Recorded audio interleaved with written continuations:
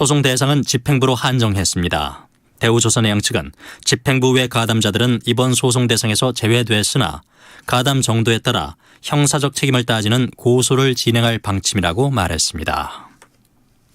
주말인 내일은 전국에 구름이 많이 끼다 오전부터 차차 맑아지겠습니다. 내일 아침 기온은 전국이 15도에서 22도로 오늘과 비슷하거나 조금 낮겠습니다. 낮 최고 기온은 전국이 24도에서 30도로 오늘보다 1도에서 3도가량 낮겠습니다. 서울의 현재 기온 26.7도입니다. KBS 1라디오 5시 뉴스 지금까지 아나운서 박노원이었습니다. KBS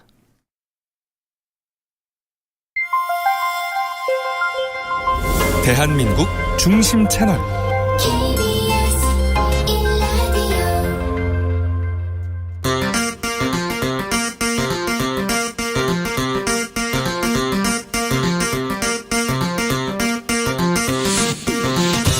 주진우 라이브.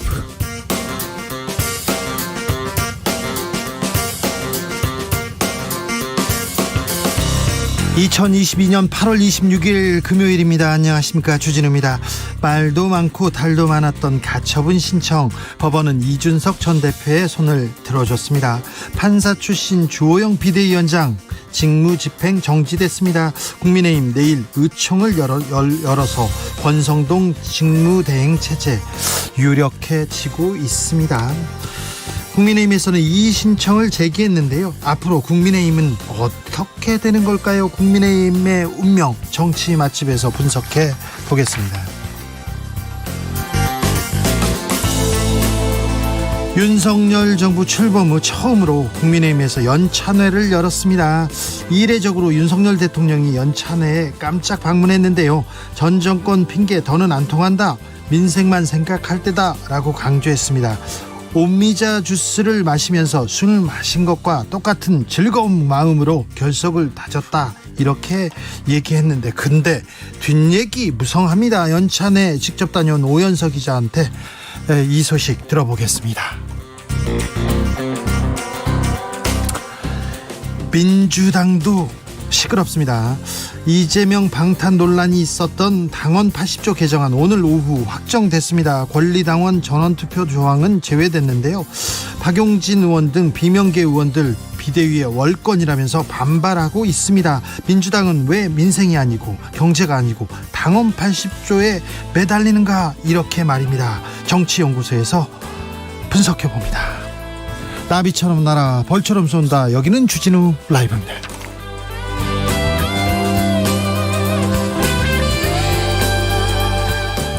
오늘도 자중차에 겸손하고 진정성 있게 여러분과 함께 하겠습니다.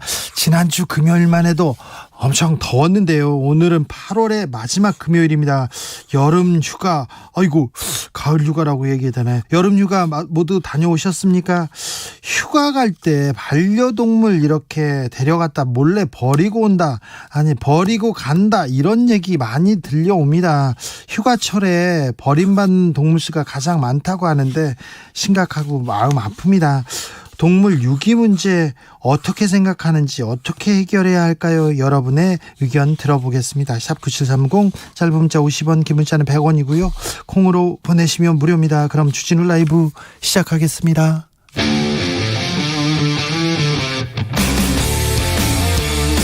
탐사보도 외길 인생 20년. 주 기자가 제일 싫어하는 것은?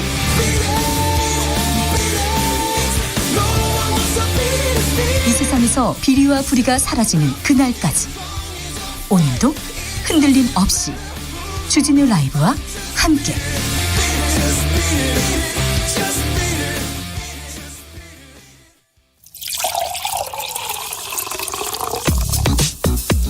진짜 중요한 뉴스만 쭉 뽑아냈습니다. 주스 정상근 기자, 어서 오세요. 네, 안녕하십니까. 이준석 대표가 신청한 가처분 신청, 사실상 법원이 받아들였습니다. 네, 이 국민의힘 비상대책위원회 전환 효력을 정지해달라며 이준석 대표가 낸 가처분 신청을 법원이 사실상 받아들였습니다. 네. 서울 남부지법은 오늘 주호영 위원장의 직무집행을 본안 판결 확정 때까지 정지해야 한다면서 이준석 대표의 신청을 일부 인용했습니다. 일단 비대위원장 직무 끝났어요. 네, 재판부는 전국위원회 의결 중 이 비상대책위원장 결의 부분이 무효에 해당한다면서 이 국민의힘 비대위가 전당대회를 개최해 새로운 당대표를 선출할 경우 이준석 전 대표가 회복할 수 없는 손해가 발생할 우려가 있다라고 판단했습니다. 또한 국민의힘이 비대위를 둘 정도의 비상 상황이 발생하지 않았다면서 실체적 하자가 있다라고 판단했습니다. 네, 비상 상황으로 볼 수 없다고 얘기합니다. 이제 진짜 국민의힘은 비상 상황입니다. 국민의힘은 어떻게 되는 겁니까? 네, 국민의힘은 일단 곧바로 가처분 결정에 대한 이의 신청을 냈고요. 이 신문기일도 다음 달 14일 오전 11시로 잡혔습니다. 또한 내일 이 국민의힘은 오후 4시에 긴급 의원총회를 소집하기도 했습니다. 박형수 국민의힘 원내대변인은 논평을 통해서 이 서울 남부지법의 가처분 인용 결정은 이 정당 내부의 자율적 의사결정에 대한 과도한 침해라면서 이 당원의 최종 유권 해석을 가진 상임 전국위원회의 결정을 법원이 임의로 뒤집은 것이다라고 말했습니다. 자, 주호영 비대위원장 직무 집행 정지됐어요. 그러면 권성동 원내대표가 그 자리 갑니까? 네, 국민의힘 내부에선 상황에 따라 이 권성동 원내대표의 직무대행 체제로 다시 돌아갈 수밖에 없다라고 보고 있습니다. 이 부분은 잠시 후에 저희가 자세히 분석해 드리겠습니다. 어제 국민의힘 연찬회가 있었습니다. 그런데 이지성 작가 발언 큰 논란이 됐습니다. 네, 어제 국민의힘 연찬회 특강 강사로 나선 이지성 작가는 이 배우자인 차유람 씨의 국민의힘 입당 배경을 묻는 질문에 네. 이 국민의힘이 할아버지 이미지를 벗으려면 젊고 아름다운 여성 이미지가 필요하다라면서 이 배현진 의원과 나경원 전 의원, 이 김건희 여사의 이름을 거론했습니다. 그러면서 부족하다라는 외모 품평을 했는데요. 이에 당사자들이 반발하기도 했습니다. 나경원 전 의원은 그런 언급과 접근이 우리 당의 꼰대 이미지를 강화시킨다라고 했고요. 배현진 의원도 대체 어떤 수준의 인식이면 이런 말씀을 하냐라며 불쾌감을 드러냈습니다.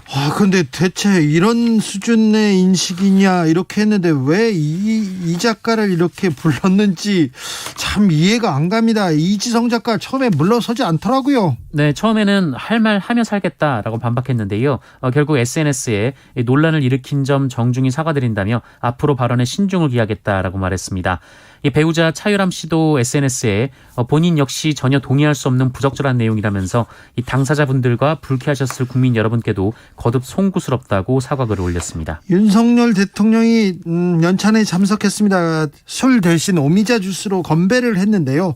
나중에 권성동 의원 술 마셨습니까? 네, 권성동 국민의힘 원내대표가 술 반입이 일절 금지된 연찬회가 진행된 날 별도의 술자리를 가진 영상이 공개돼서 논란이 일고 있습니다. 을지훈련 네. 때문에 금주령이고 술 마실 수 없다고 그런 얘기도 했던 것 같은데요. 그렇습니다. 이 영상을 공개한 사람은 김동아 국민의힘 서울시당 부대변인인데요. 이 영상에서 권성동 원내대표는 연찬회 장소 인근의 식당 술자리에서 술병에 숟가락을 꽂고 노래를 부르고 있었습니다. 해당 영상에서 권성동 원내대표는 연찬회 때 입었던 단체 티셔츠를 입고 있었는데요. 김동아 부대변인은 이러니까 지지율이 뚝뚝 떨어진다라고 질타했습니다. 말씀하신 대로 윤석열 대통령은 앞서 연찬회에 참석해 이 술 대신 이 지역 특산물인 오미자 주스로 건배를 한 바 있습니다. 네. 술 마신 것과 같은 술은 못하지만 술 마신 것과 같은 똑같은 즐거운 마음으로 얘기하는데 술을 마셔야 즐거운가요? 저는 술을 안 마시는 사람으로서 좀 이해가 안 된다 이렇게 생각하는데 꼭 이런 자리 술 먹지 말라는데 술 먹는 분들이 있습니다. 윤석열 정부 첫 고위공직자 재산신고 내역이 공개됐습니다. 네, 윤석열 대통령은 취임 후 첫 재산 등록에서 본인과 부인 김건희 여사 명의로 총 76억 3,999만 9천 원의 재산을 신고했습니다. 지난 2월 중순쯤 국민의힘 대선 후보로 중앙선거관리위원회에 신고한 77억 4천여만 원보다 1억 원 정도 줄었습니다. 재산 대부분은 예금이었는데요. 윤석열 대통령 명의로 된 예금은 5억 2천여만 원이었는데 김건희 여사의 명의로 된 예금이 50억여 원에 이르렀습니다. 네. 윤석열 대통령 부부가 현재 거주 중인 자택도 김건희 여사 명의였고요. 18억 원으로 잡혔습니다. 그리고 김건희 여사는 사저 외에도 이 경기도 양평군의 임야 그리고 창고용 대지 또 도로 등 3억 1천만 원 상당의 토지를 단독 명의로 보유하고 있었습니다. 18억짜리 집이 시가로는 훨씬 더 될 거고 또 대지, 도로, 창고 상당한 재력가군요. 다른 공직자들도 재산이 좀 상당하더라고요. 네, 윤석열 정부 1기 내각과 대통령실 참모진들은 평균 43억 원의 재산을 보유하고 있었습니다. 새 정부 고위직들의 첫 재산 공개이지만 이 전체 140명으로 또는 장차관급 50명이 넘는 이 비서관급 중 4분의 1 정도만 공개가 됐는데요. 6월 이후 임명된 인사들의 재산은 순차적으로 공개가 됩니다. 이번에 공개된 52명의 평균 재산은 42억 9,700만 원이었습니다. 비서진 중에는 김태효 안보실 1차장이 120억 6천만 원, 안상훈 사회수석이 64억 4천만 원, 김성한 국가안보실장이 51억 7천만 원 순이었습니다. 내각에서는 김소영 금융위 부위원장이 292억 원이었고요. 이종우 과학기술정보통신부 장관이 160억 4천만 원, 이인실 특허청장이 86억 원, 한덕수 총리가 85억 원 등이었습니다. 네. 공시지가를 기준으로 이거 신고를 하니까 실제 재산은 훨씬 더 많습니다. 네.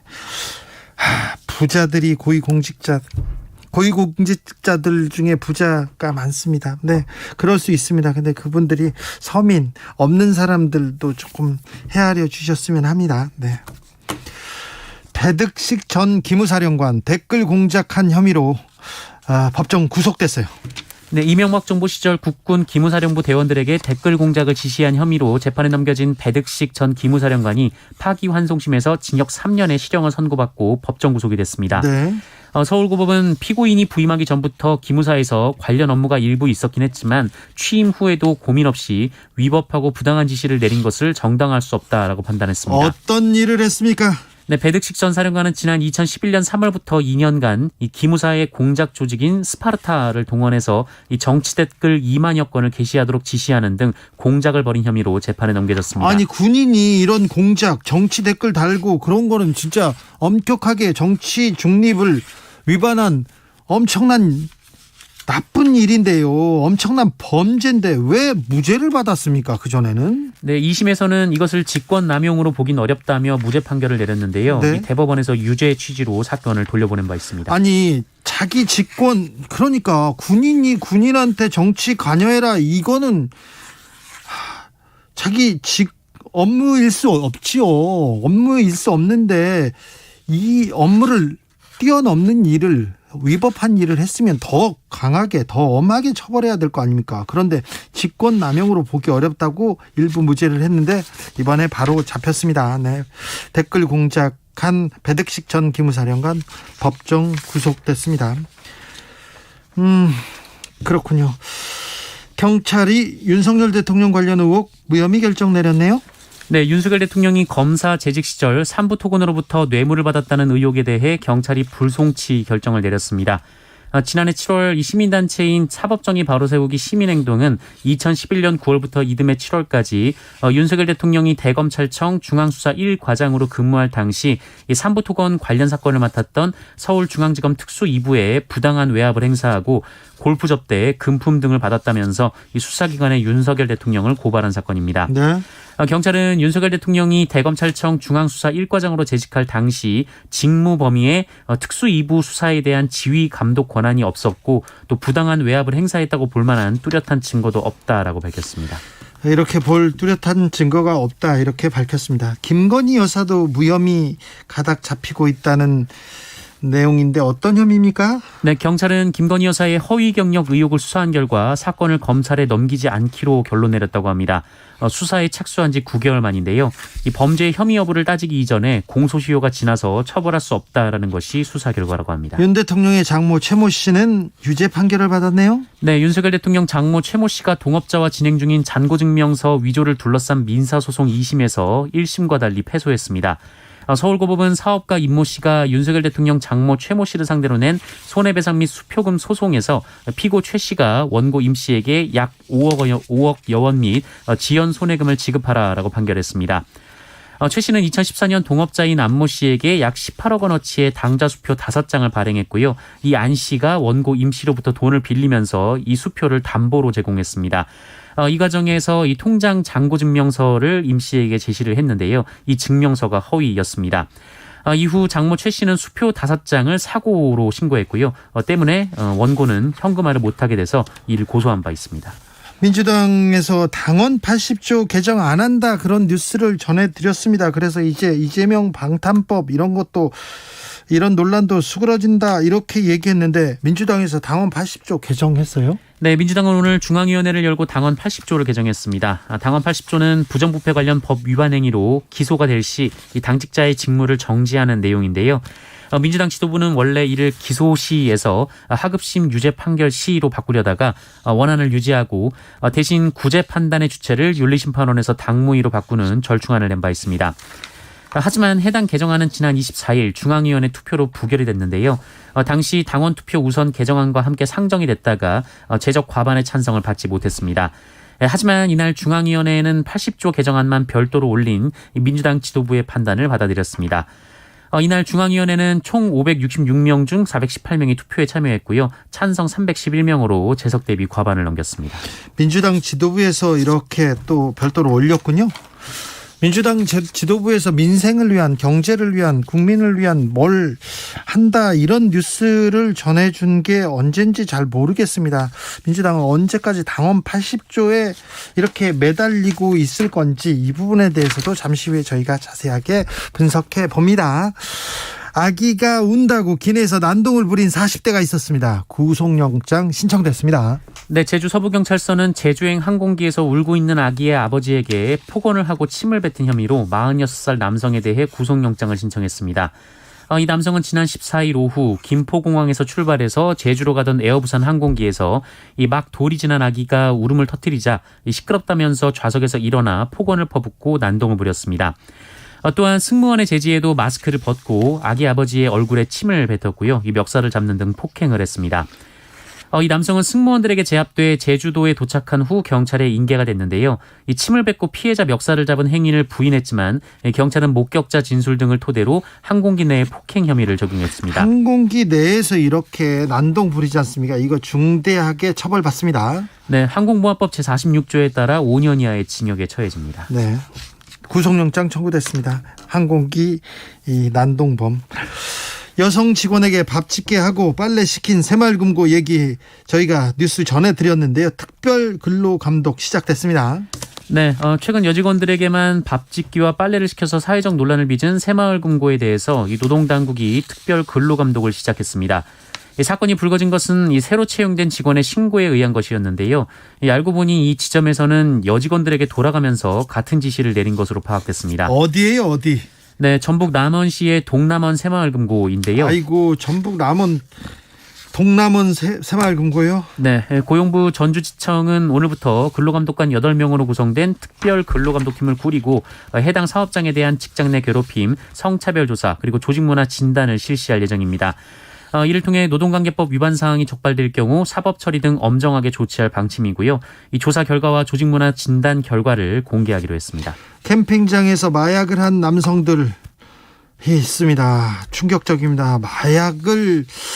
마약 관련된 뉴스 계속됩니다. 네, 지난 21일 울산의 한 캠핑장에서 마약을 투약하고 난동을 피운 30대 남성들이 체포가 됐습니다. 이들은 환각 상태로 신발도 신지 않고 캠핑장을 돌아다녔고요. 상의를 탈의하고 화단에 들어갔다 나왔다 길바닥에 주저앉기를 반복하더니 땅에 누운 사람도 있었습니다. 그리고 비슷한 시각 300m 정도 떨어진 곳에서는 한 SUV 차량이 뒷문을 연 채 이 캠핑장을 빠져나가다가 도랑에 빠지기도 했는데요. 이를 본 관리소 직원들과 이 시민들은 이 단순한 취객과는 다른 이상한 낌새를 느껴서 경찰에 신고를 했고 이들은 현장에서 체포가 됐습니다. 그리고 이들이 투약한 것은 LSD로 알려진 향정신성 의약품인 것으로 드러났는데요. 환각 효과가 매우 큰 그런 마약입니다. 네, 코카인의 100배, 필로폰의 300배에 달하는 환각 효과가 나타나는 마약류로 알려져 있습니다. 특히 경찰 조사 결과 이들은 인터넷으로 손쉽게 마약을 구매한 것으로 드러나서요. 일상 속 가까이 이 침투한 마약 범죄에 대한 우려가 커지고 있습니다. 이 사람들 인터넷에서 손쉽게 마약을 구매했다고 합니다. 그런데 경찰은 왜 이걸 손 놓고 있는지 모르겠어요. 인터넷에서 손쉽게 마약을 구하고 있으면 인터넷에서 손쉽게 좀 잡을 수도 있을 것 같은데요.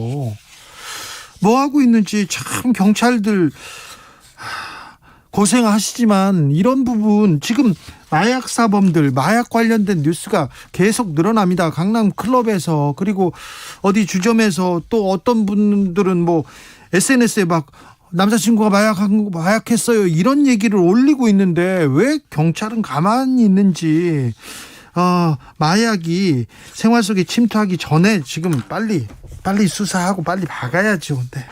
경찰분들의 좀 분발을 좀 촉구해 봅니다. 코로나 상황은 어떻습니까? 네, 오늘 코로나19 신규 확진자 수는 10만 1,140명이었습니다. 지난주 같은 요일과 비교해서 3만 7천여 명 정도 줄었는데요. 네.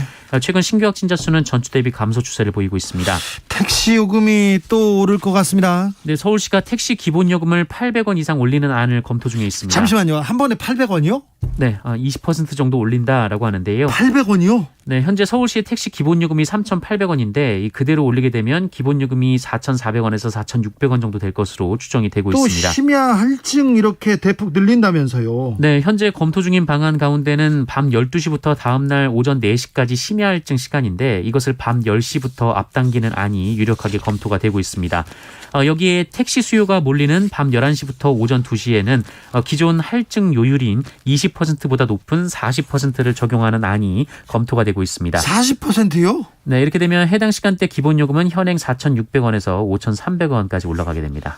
우리나라에서는 대중교통으로 택시가 이렇게 대중교통으로 이용되고 있는데 이렇게 되면 이거 택시 타는데 무서울 것 같은데요. 택시 타고 가다가 신호 걸리면 굉장히 막 가슴이 철렁할 것 같은데 물가 오르고 환율 오르고 금리 오르고 다 오르는데 이거 택시 요금 너무 오르는 거 아닌가. 이렇게 월급은 그대로인데 출연료는 또 깎이는데 이거 참 걱정이다. 이런 분들 많습니다. 그러니까 물가를 좀 잡아주세요. 너무 많이 오르는 거 아닌가. 서민 입장에서는 좀 걱정이 됩니다. 주스 정상근 기자 함께했습니다. 감사합니다. 고맙습니다. 한 교수님께서 가을이 온 것 같습니다. 살랑살랑 바람이 불어서 시원합니다. 우리 정치도 시원하게 했으면 좋겠습니다. 네, 정치만 보면 꽉 막혀 있으니까 한여름이죠. 휴가철 반려동물 유기 문제 어떻게 해결해야 됩니까? 얘기했더니 많은 분들 의견 주십니다. 0147님께서 6개월까지 2번 버림받은 달봉이를 거두고 10년이 되었네요. 키울 자신이 없으면 안 키워야죠. 예쁠 때 키우다 짖는다, 배변 못 가린다, 입질한다, 늙었다 등등으로 이유를 버린다는 거는 생명을 키울 자격이 없어요. 그러게요. 그렇습니다. 자신이 없으면 시작을 말아야 되는데 8649님, 주 기자님, 동물 유기는 정말 처벌받아야 마땅하고요. 가볍게 입양해서는 안 되겠습니다. 아이 입양하듯이 일부 조건을 달아서 입양해야 할 것 같습니다. 저는 반려동물을 키우진 않습니다. 하지만 정말 하루빨리 관련법 입법했으면 합니다. 애견 인구들 그리고 또 애완동물 키우는 사람들이 많기 때문에 근데 관련법은 아직 이렇게 정비되지 않은 것 같아요. 애견이 아니라 반려동물로 하겠습니다. 애견보다는 반려동물이 맞는 표현이라고 합니다. 우혜진님, 저희 집 둘째 강아지도 유기견입니다. 어떻게 유기가 된 건지 모르겠지만 그 생각만 하면 마음이 아파요. 세금도 걷고 허가제 등록제로 국가가 관리했으면 합니다. 유기도 분양도 남발하지 못하도록 말입니다. 0345님, 저희 집은 강아지가 오고 나서 엄청 화목해졌습니다. 항상 강아지와 함께 다닙니다. 그래서 숙소나 식당 제약이 좀 있긴 하지만 반려인, 반려견 모두 행복한 추억을 만들고 있어요. 제발 끝까지 책임질 자신이 없으면 귀엽다고 키우다가 2번 상처 주지 마십시오. 가족들과 놀러 가는 줄 알고 신났을 아이들이 그 상처를 안고 살아가거나 잘못될 수도 있습니다. 얘기합니다. 8649님, 저는 부모님 가게 배달차에서 정치하고 있습니다. 요즘 너무 세상이 어지러운데 반려동물 유기 정말 심각하다고 생각합니다. 가볍게 여기면 안 되고요. 벌금 혹은 그에 합당한 벌이 있었으면 좋겠습니다. 이런 의견 주셨습니다. 교통정보센터 다녀오겠습니다. 임초희 씨. 네, 이 시각 교통정보입니다. 오늘도 금요일답게 정체가 극심합니다. 서울 시내 내부순환도로 성수 쪽 기름램프 부근 1차로에서는 사고 처리 중이고요. 뒤로 성산 램프부터 사고 여파가 이어지고 있습니다. 수도권 제2순환고속도로 판교에서 구리 쪽은 판교 분기점부터 서안암까지 긴 구간 밀리고요. 이 사이 송파 부근 2차로에서도 사고가 발생했습니다. 더 가서는 하남에서 상일, 다시 강일부터 토평까지 밀리고요. 서울 양양고속도로 서울 쪽으로는 전 시간부터 사고가 잇따르고 있는데요. 화천 6터널 1차로에서 사고 처리 중이고요. 좀 더 지나 홍천휴게소 하위 차로에서도 사고 처리를 하고 있어서 제속도 못 내고 있습니다. 서해안고속도로 서울 방향은 서평택 부근에서 화성휴게소까지 정체가 길고요. 비봉부터 용담터널, 다시 광명역에서 금천 쪽으로 밀립니다. 반대 목포 방향은 안산 분기점에서 순산터널, 그리고 서평택에서 서해대교 부근까지 어렵고요. 목포 지역 1로 1차로에서는 사고가 발생했으니까요. 주의해서 지나셔야겠습니다. KBS 교통정보센터에서 임초희였습니다.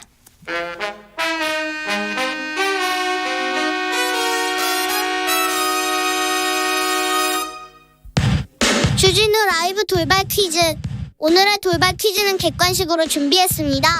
문제를 잘 듣고 보기와 정답을 정확히 적어 보내주세요. 사우디아라비아의 원유 생산 감축 제한에 대해 주요 산유국 협의체인 이것플러스에서 공감대가 커지고 있습니다. 앞서 국제 유가가 더 떨어지게 되면 이것이 감산에 나설 수 있다고 사우디 에너지부 장관이 언급한 오펙 2번 식스팩.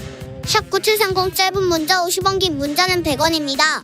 지금부터 정답 보내주시는 분들 중 추첨을 통해 햄버거 쿠폰 드리겠습니다. 주진우 라이브 돌발 퀴즈 월요일에 만나요.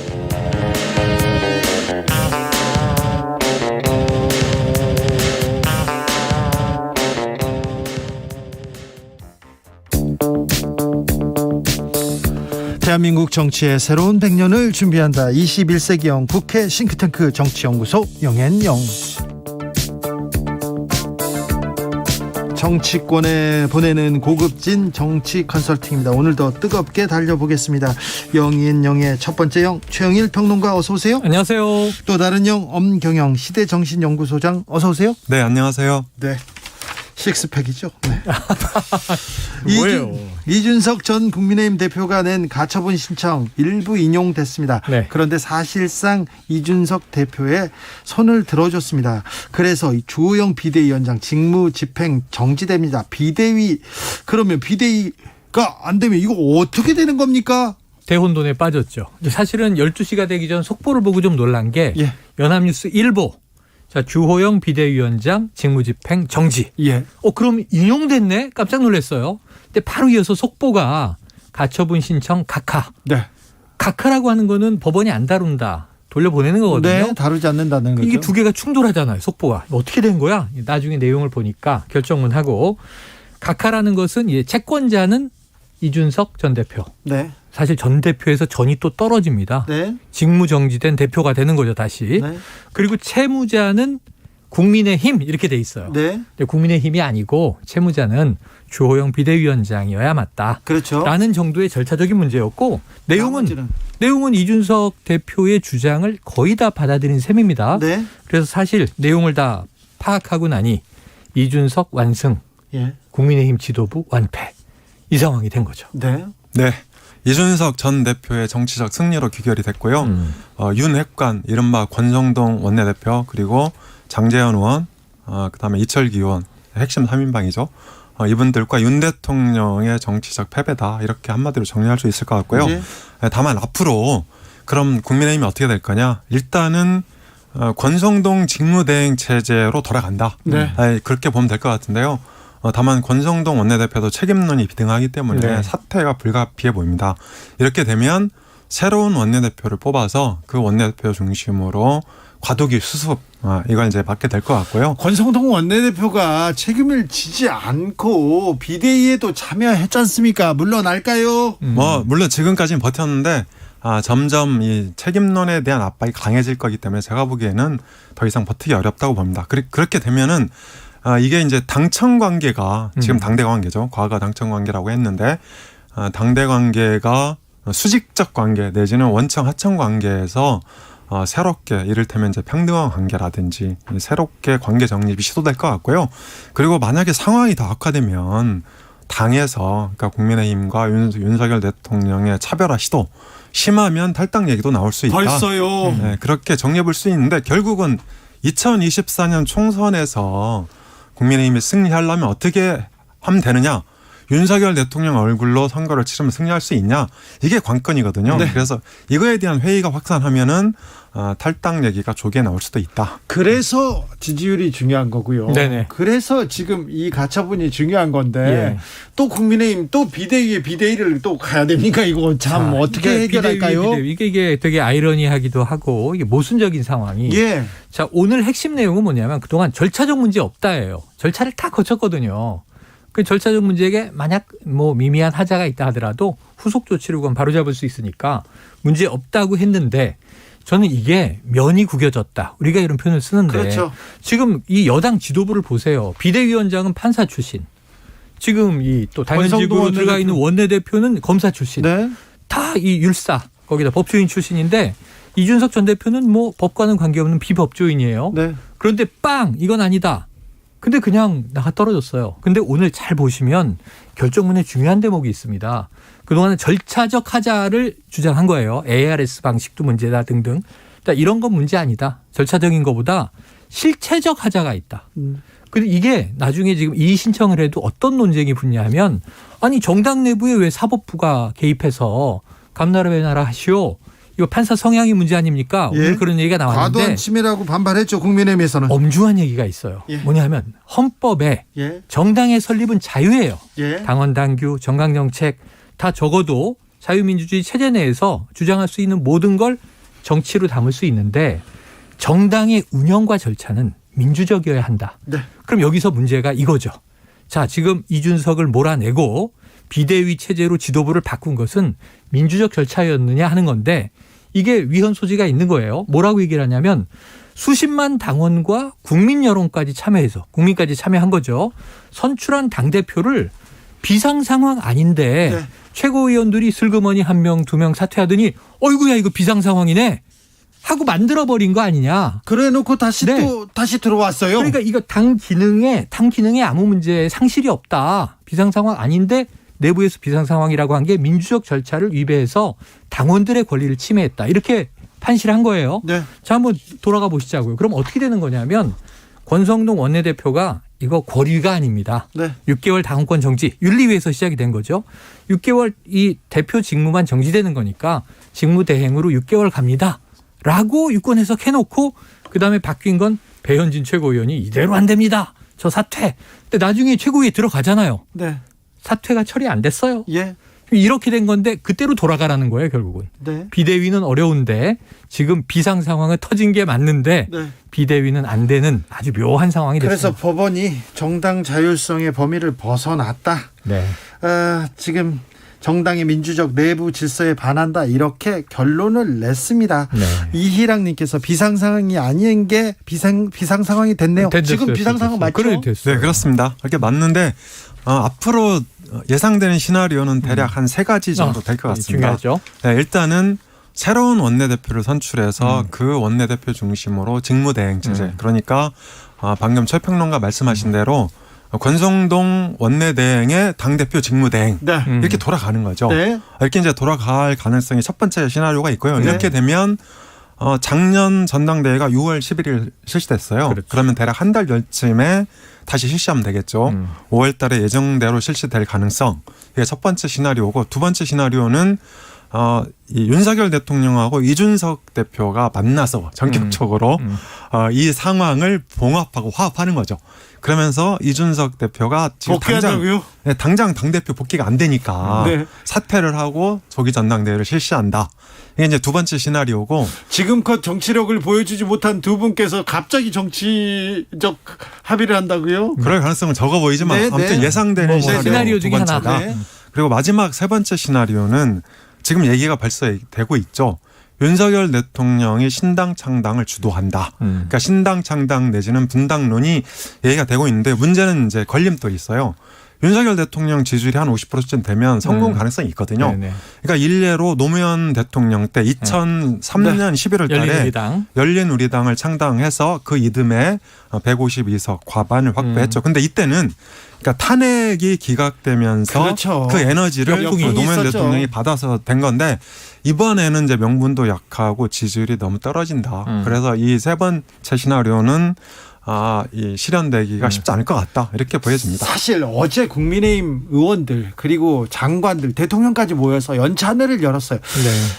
앞으로 국민의힘을 어디로 끌고 갈 것인지 그런 얘기를 그런 고민 많았을 거예요. 네네. 그러니까 지금 그게 이례적으로 이 취임 초기에 대통령이 당 연찬회에 참석을 했어요. 네. 사실은 늘 당내와는 거리를 두고 난 당무와는 관계없다. 그렇죠. 그냥 한 명의 당원일 뿐이다. 이게 대통령의 얘기고 대통령의 업무는 따로 있는데 가서 저는 어제 메시지는 참 좋았어요. 이 분위기로 갔다면 오늘 조간에 대서특필된 게 자 국제정세 핑계대지 마라. 네. 전 정권 핑계대지 마라.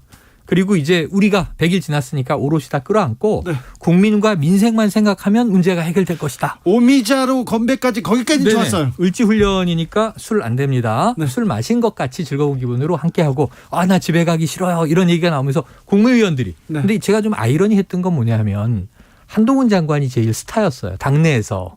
많은 의원들이 같이 사진 찍으려고 하고 그게 확인이 됐는데 사실 한동훈 장관이 가장 전 정권 탓 많이 하는 분이거든요. 네. 국회에 출석하면 저 문재인 정부 때 한 거 아닙니까? 네. 아니 박범계 의원 장관 시절에 왜 안 하셨습니까? 그래서 이런 공방을 벌이는 주자인데 제가 궁금했던 것은 대통령이 이제 전 정권 탓 그만 이제 우리가 끌어안고 가자. 그랬으니까 이제 그런 공방이 좀 없어지려나 이런 기대감이 있었는데 오늘 가처분 이 판단으로 연찬회의 그 좋은 분위기는 무력화됐습니다. 왜냐하면 사실 대통령이 당 지도부, 비대위죠. 비대위의 힘을 빡 실어준 게 어제 연찬회의 의미였는데 오늘 1박 2일 끝내고 결의문까지 냈어요. 멋있게. 근데 그게 불과 한 1시간여 만에 이게 나라가 가처분 전에 이 작가라는 분 차유람 씨 남편분의 이지성 발언 작가? 때문에 네네, 한번 무리가 있었죠. 연찬회는 거의 연찬회 2개 무리가 있었는데 물 건너갔네. 하나는 권성동 원내대표가 연찬회 끝나고 기자들과의 자리에 합석해서 음주했느냐 안 했느냐 적어도 영상으로는 술병에 수저 꽂고 노래는 부른 것 같은데 기자들 대응하는 건 할 수 없다고 봅니다. 근데 술을 거기서 마셨다면 그건 좀 무리가 있는 거고요. 아니 술 먹으면 꼭 하나는- 노래 불러야 됩니까? 꼭 술 먹고 노래 부르려는 술집에서 막 노래 부르는 우리 주 분들이 기자님 있어요. 기자시니까 이게 네. 여권 내부에서는 기자들의 함정이다. 함정이 오라고 불러서 원내대표가 기자들 그냥 이렇게 대접해 드리느라고 갔는데 노래 시키고 막 술권하고 그런 거 아니냐. 왜 수저를 거기다 꽂고 그걸 마이크를 그래서 왜 꽂고 그걸 미치는지. 영상으로 찍어가지고 공개까지 했느냐. 아니 그거는 네. 국민의힘 서울시당 부대변인께서 이렇게 공개한 맞아요. 거예요. 내부 네, 비판이었죠. 그런데 어제 연찬회 윤 대통령 참석은 일단 정치적 의미로 보면 그러니까 당무에 관여 안 하겠다고 여러 차례 말을 했는데 참석했다 이런 이제 논란도 있긴 한데요. 제가 보기에는 그거보다는 네. 당장 정기국회가 코앞에 다가와 있잖아요. 그렇죠, 그렇죠. 그리고 예산, 법안 그러니까 처리할 게 국정 현안도 많습니다. 수두룩 하고 그래서 이런 것들을 처리하기 위해서 이 당정대 원팀을 강조하고 또 민생에 올인하겠다 그런 의지를 저는 밝힌 거로 봅니다. 네. 예, 그리고 최근의 행보가 지지율이 지금 30% 전후에서 그러니까 횡보하고 있는데요. 일단 지지층 결집을 해서 국정 동력의 동인으로 삼겠다. 그러니까 이런 의도를 명백히 드러난 건데 그것도 괜찮다고 봅니다. 네, 네. 그리고 이제 오늘 그 대구 서문시장 방문했죠. 그러니까 대구 서문시장 하면 이 보수의 심장이지 그렇죠. 않습니까? 우리 경제의 어떤 태동 진원지이기도 하고 그래서 그런 행보를 하고 있는데요. 이지성 작가죠. 차유람 네네네. 당구 선수 남편이죠. 예, 배현진, 나경원, 김건희로는 부족하니까 네. 차유람까지 필요하다. 포함해야 된다. 그래서 민주당 대변인이 성인지 감수성이 부족하다 이렇게 비판을 했는데 사실 성인지 감수성이 부족한 원조 정당은 민주당이다. 그러니까 지난 2, 3년간 박원순 서울시장 그리고 오거돈 부산시장, 안희정 충남지사까지 온갖 이 성희롱의 원조 성희롱당의 그 전에 모습을 보여준 거 아니냐. 이명박 그래서 전 저는 대통령의 발언 빼놓을 수 없어요. 네, 맞습니다. 저 인정하지만 네. 어쨌든 우리 정치권이나 대한민국 지도자들이 그러니까 리더들이 공동으로 좀 책임감을 느껴야 된다. 네. 이렇게 생각을 합니다. 자, 그렇긴 한데 뭐 이지성 작가를 모셔온 건 어쨌든 국민의 힘이니까. 그러니까요. 또 왜 이런 뭘 할 수 분들. 없고 이게 전 정권 핑계 대지 말자가 국민들이 들으면 자, 최근 수년간 이 주로 문재인 정부 집권기에 항상 권력을 잡으면 도취된다. 이게 문제잖아요. 그래가지고 이제 무슨 내가 왕인 줄 알고 국민의 종복인데 정치인이라고 하는 것은 거기서 이제 성적인 횡포가 벌어지잖아요. 최근 몇 년 동안 민주당이 쭉 시리즈에 휩싸이면서 대권 주자도 날아가고 오만 가지 일을 겪었어요. 또 현직 이제 서울 부산 시장이 또 막 사라지고 공석이 되고 보궐선거하고 민주당 책임이 최근에 큰데 아까 말씀하신 원조를 쭉 따라가 보면 보수 정당이 과거엔 더 심했는데 희한하게 이게 권력이 오가면서 또 민주당이 한때 휩싸였죠. 파문에. 네. 그런데 지금 그렇다면은 서로 달라지고 나아져야 되잖아요. 반면교사에서 상대를 보면 타산지석으로 삼아서. 근데 이건 뭐 점점 서로 못하기 게임을 하는 것처럼 왜 이렇게 못난 얘기들을 하고 못난 일들을 벌이나. 그래서 지금 이지성 작가의 그 발언에 대해서 그런 연사를 또 모셔서 그런 얘기를 듣고 해당 이제 거론이 된 이 여성 네. 이 의원들은 다 불쾌해합니다. 당연히. 네네. 부인이 대리사과를 하는 또 이상한 일이 벌어지고 그래서 이런 것은 이건 국민의힘의 잘못이지 원조가 어디냐를 거슬러 갈 필요가 없는 거고 건건이 이거는 해소해야 되는 것이죠. 저도 100% 인정합니다. 네. 인정하는데 다만 너무 이거를 침도붕대하지 말자. 네. 침소붕대하지 말자 이런 의견인 거죠. 네. 문 의원님께서 수저 아니고 숟가락입니다. 수저는 숟가락과 젓가락을 합친 단어입니다. 아, 그러네요. 죄송합니다. 아이고 이런 죄송합니다. 방송인으로서 사과드리겠습니다. 제가 사과드립니다. 대리사과하지 마세요. 네. 제가 사과드립니다. 아유, 저도. 자, 그런데요. 국민의힘 언제까지 민생을 이렇게 방치하고 그다음에 국민을 뒤로 두고 언제까지 이렇게 그 뭐라고 해 헤게모니 권력투쟁이죠. 권력투쟁이라고 볼 수밖에 없지 않습니까? 권력투쟁에 빠져 있습니까? 그런데 민주당은 왜 민생 안 챙기고 왜 경제 안 챙기고 국민 안 챙기고 이때 뭐 안 내놓습니까? 민주당은 뭐 하고 있습니까? 그래서 아까 말씀드린 걸 뭐 좀 확대하면 여야 그것도 이제 다수당 둘 이 뭐 더 다수당은 이 원내 1정당은 이제 민주당입니다만 역시 100석이 넘는 국민의힘 집권 여당이니까 포함해서 참 못하기 게임 하는 것 같다. 네. 국민들은 두 당 여야 이렇게 번갈아 보면서 답답하고 한심하다. 자, 그런데 이제 민주당은 어쨌든 내일 모레 이 지나단 싸움은 끝나요. 지금 확대명 분위기로 가서 이제 이재명 당대표가 등극을 하게 되면 당장 월요일부터 어떻게 할 것인가. 그동안 이제 무수한 이제 추측과 관망들이 있었는데 저는 좀 다르게 가야 한다. 또 다르게 가지 않을까. 근데 이제 오늘까지는 프레임이다 뭐 이 저 상대당을 욕해봐야 상대당도 지금 지도부가 괴멸될 상황이고 지금 민주당은 이게 당원 80조가 오늘 가결됐잖아요. 겨우겨우 그 쪼개가지고 그랬는데 이게 국민들이 보기에는 사실은 그 내부에서 전 절충한 쪽이에요. 필요할 수 있다. 이런 게 정치 탄압에 대한 대비도 필요하다. 그런데 타이밍이 문제다. 강훈식 후보가 사퇴하기 전에 그런 얘기를 했죠. 이 박용진 후보는 이거 사당화다 이렇게 강하게 주장을 했고 이재명 후보는 나와 관계없는 얘기다라고 얘기를 했고 그런데 그 중간에서 이런 조치도 필요할 수는 있는데 검토하는데 왜 타이밍이 하필 지금이냐. 그러니까 자꾸 사당화 프레임에 걸리지 않느냐. 근데 이걸 좀 한번 끝냈으면 처리돼서 끝내든가 부결돼서 끝내든가 부결된 걸 또 뜯어서 또 올리고 그렇죠. 이게 전준위에선 이렇게 합시다. 비대위에선 저렇게 합시다. 당후위에선 이렇게 합시다. 아니 중앙위에선 안 됩니다. 국민들은 네. 아니 당원을 바꾸고 뭘 하는지 잘 몰라요. 그러니까 그런데 당원이 아닌 국민들이 당원 당규를 왜 알아야 되냐고요. 그러니까요. 그런데 이 국민들은 아니 민생을 위해서 경제를 위해서 이렇게 무슨 다투는 게 아니라 네네. 저거 뭐 때문에 저러고 있어 이렇게 생각하는 거 저는 아닙니까? 필요할 수는 있으나 당원 당규 개정이 이거 뭐 전당대회니까 당내에서 필요하면 하는 건데 너무 부각이 됐는데 너덜너덜해지고 그게 언론에 매일 얘기되다 보니까 이 국민들은 이런 거죠. 민주당은 뭐 하는 정당이지? 지금 원내 다수당인데 지금 여당은 저렇게 지리멸렬하고 민생 안 챙기는데 이때 다수당이 나서서 정부 집권 여당이 흔들흔들하면 국회 주도로 쫙 좀 뭔가 민생 정책만 밀고 가도 좀 민주당이 지금 한 뭐 2배 이상 득점했을 것 같아요. 예. 근데 왜 이렇게 경기들을 서로 자기 진영 내에서 자기들끼리 싸우느라고 지금 여당 야당이 원래 싸우는 거거든요. 네. 가끔 국무위원하고 이제 야당 의원들이 공방은 상임위에서 벌이지만 지금 당내 상황을 보면 여당은 여당끼리 싸우고 있고 야당은 야당끼리 싸우고 있어서 국민들이 보면 이거는 이상한 게임이다. 네, 당헌 80조 논란은 우리가 또 많이 얘기를 했기 때문에 일단 넘어가고요. 네. 일단 그 말씀하신 그 평가로 대처하겠습니다. 그리고 저는 민주당 전당대회에 대해서 총괄 평가를 한번 해볼 때가 됐다. 그러니까 28일 끝나잖아요.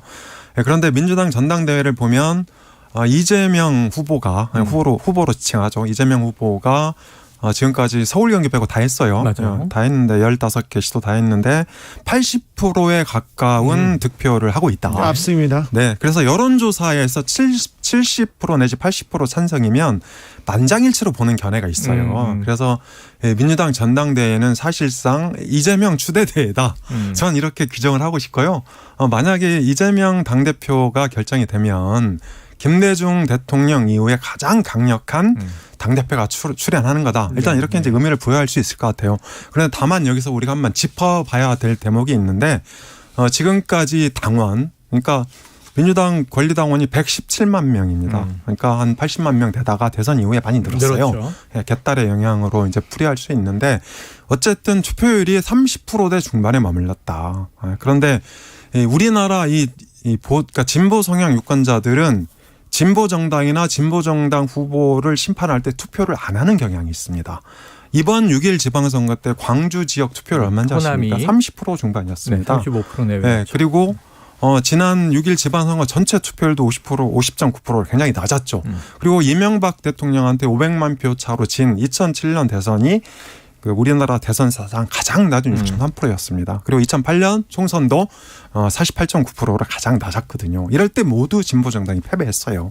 그래서 이번 민주당 전당대회는 이재명 추대대회로 진행이 되고 있지만 이재명 후보와 민주당한테 엄중한 경고를 보내고 있는 거다. 이게 바로 권리당원의 낮은 투표율로 대변된다. 전 이렇게 일단 평가를 하고 싶고요. 그리고 지금 이제 관전 포인트가 하나 있는데 최고위원 5명 중에 5위를 누가 할 거냐. 그렇죠. 그래서 광주까지 보면 이제 박찬대 후보가 5위예요. 네. 그리고 이제 간발의 차로 송갑석 후보가 6위로 이제 달리고 있는데 중간에 윤영찬 후보가 지지 선언을 했죠. 그래서 비명을 한 명 정도 살려놔야 되는 거 아니냐. 저는 이제 이런 여론이 마지막 날 16,000명 정도 되는 대의원 투표에서 결론이 날 것 같아요. 네. 그래서 우리가 이런 거에 대해서 예측하는 게 참 허망하기도 하지만 저는 민주당도 오늘 중앙위에서 80조 당원 개정하는데 가까스로 한 거잖아요. 54%인가? 그래서 저는 5위 정도는 이제 비명 후보, 그러니까 흔히 얘기하는 이낙연계로 분류되는 송갑석 후보가 진입하지 않을까 그렇게 기대를 해봅니다. 뭐 큰 대세에 큰 뭐 어떤 플러스 마이너스 의미는 없지만 상징적인 의미로 말씀하신 대로 이제 이번 이제 전당대회에서 이런 점이 지금 주목의 포인트다라고는 인정이 돼요. 저는 제일 궁금한 건 자, 이재명 당대표로 이제 확정된 이후 월요일부터 민주당의 이제 태도, 네. 방향 이런 거예요. 지금 궁금합니다. 지금 계속 비판받은 게 당원 80조가 뭐길래 이게 마치 전당대회 핵심처럼 돼버리고 그다음에 이제 이 세력 간 내부 투쟁이 굉장히 격해졌잖아요. 그래서 여기서 이제 이 대통령이 딱 당선된 순간 지금 이 윤석열 대통령도 처음 얘기한 건 통합이었어요. 그다음에 통합 사라졌다 이렇게 얘기되지만 그러면 이재명 당대표는 비명이건 친명이건 반명이건 묶어야 되는 또 리더십을 발휘해야 되는 거고 적어도 민주당 지지층 내에서는 그렇게 할 거냐. 그리고 아까 요구드린 대로 지금 집권 여당이 저런 상황인데 그럼 민주당이 제1야당으로서 국회를 주도해서 민생정책 드라이브를 걸 것이냐. 또 민주당의 미래 비전 보여줄 것이냐. 그동안 얘기 나온 건 이재명의 민주당은 다를 것이다. 그럼 어떻게 다른지가 이제 이 국민들에게 체감이 돼야 되는 거죠. 그럼 월요일에 시작이 된다. 그래서 일요일 날 우리가 흔히 모든 뭐 정당들이 용광로 전대 이런 얘기 하는데 네. 그런 거 본 적 별로 없잖아요. 용광로 아니에요. 용광로 이게 통합 얘기한 윤석열 대통령도 지금 이 내부 총질하는 당대표하고 지금 저 상황 돼 있는 거 아닙니까? 네, 당내에서도 용광로 안 됩니다. 그래서 이재명의 리더십이 이제 본격적인 시험대에 오르는 것이다. 네. 그동안은 권력을 잡기 위한 과정이었고 당권을 잡으면 당권이 끝이 아니라는 건 우리가 알고 있잖아요. 차기 대권에 재수할 거잖아요. 그렇죠. 그러기 위한 중간 수순인데 그럼 이제 이재명은 정말 자신의 진면모를 보여줘야 하는 발가벗고 이제 무대 위에 오르는 상황이 된 것이다. 이재명은 이거 주목이 됩니다. 어떤 능력을 보여줄까요? 국민의힘은 어떻게 됩니까? 다음 주에? 자, 다음 주가 이제 9월이잖아요. 정기국회가 출범하는 그런 주인데요. 당장 다음 주 이재명 후보가 일요일 날 이제 당대표가 결정이 될 텐데 저는 출발이 다소 우울하다 그렇게 생각을 합니다.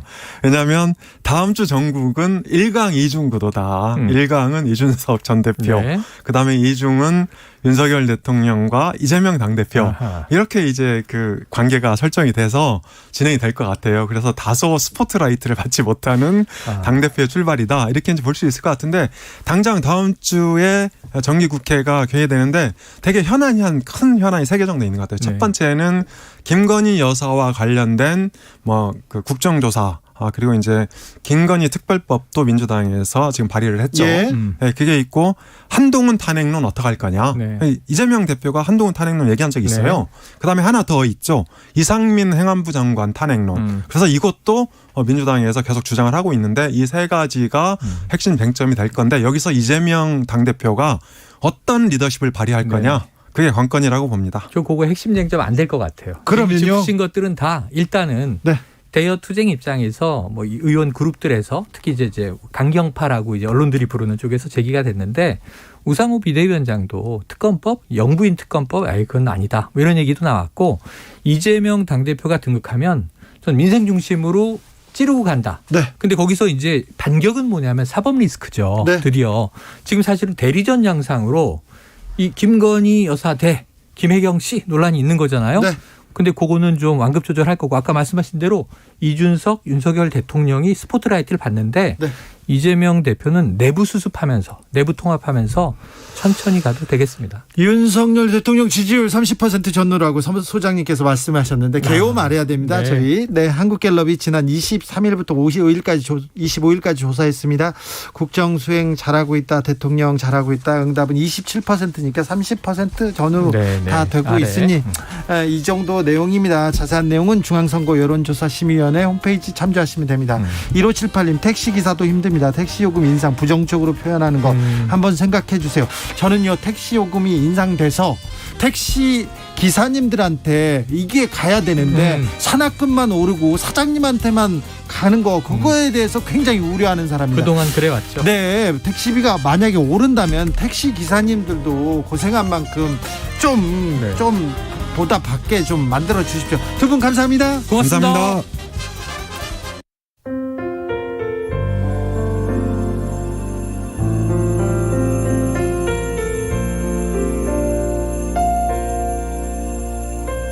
KBS 라디오 연중기획 희망충전 대한민국 496번째 이야기. 안녕하세요. 아나운서 이현주입니다. 초등학교 3학년 현준이는 친구들과 함께 어울리는 일이 어색합니다. 또래보다 말이 늦게 트이면서 의사소통에 어려움이 생긴 현준이. 간단한 대답조차 하지 못하고 소리 지르면서 화내는 일이 반복되다 보니 친구들은 현준이를 무서워하기 시작했습니다. 홀로 현준이를 키우고 있는 엄마는 남편과의 잦은 싸움과 이혼이 현준이의 성장을 더디게 만든 것 같아서 미안합니다. 더 이상 미안해지지 않도록 꾸준히 언어 치료를 받게 하고 싶은데요. 새로운 보금자리를 찾기 위해 보증금을 마련하고 있는 상황에서 생활비와 언어치료비를 혼자서 모두 감당하기는 버겁습니다. 현준이가 그저 밝고 건강하게 자라기만을 바라는 엄마의 바람이 이루어질 수 있도록 여러분이 힘을 실어주세요. 여러분의 따뜻한 손길이 희망의 빛이 됩니다. ARS 060-700-1580 060-700-1580 한 통화 3,000원으로 희망을 선물해 주세요. KBS 라디오 연중기획 희망충전 대한민국은 초록우산 어린이재단, 인탑스 주식회사 그리고 청취자 여러분과 함께합니다. ARS 060-700-1580 한 통화 3,000원입니다.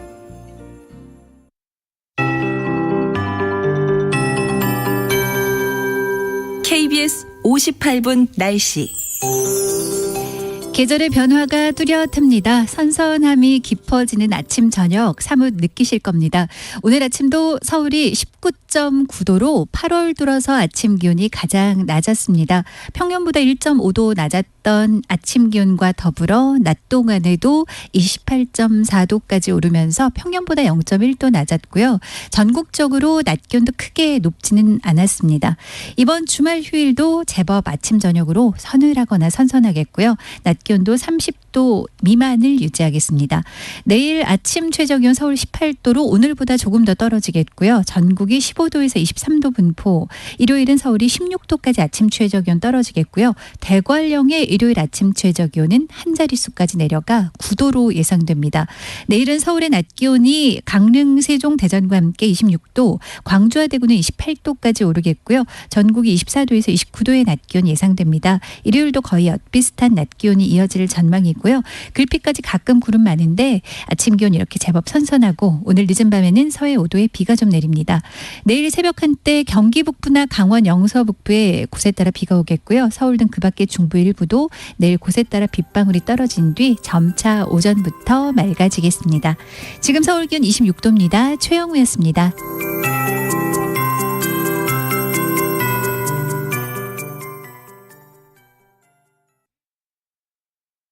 정성을 다하는 국민의 방송 KBS가 6시를 알려드립니다. AM 711kHz, FM 97.3MHz, KBS 1라디오입니다. HLKA.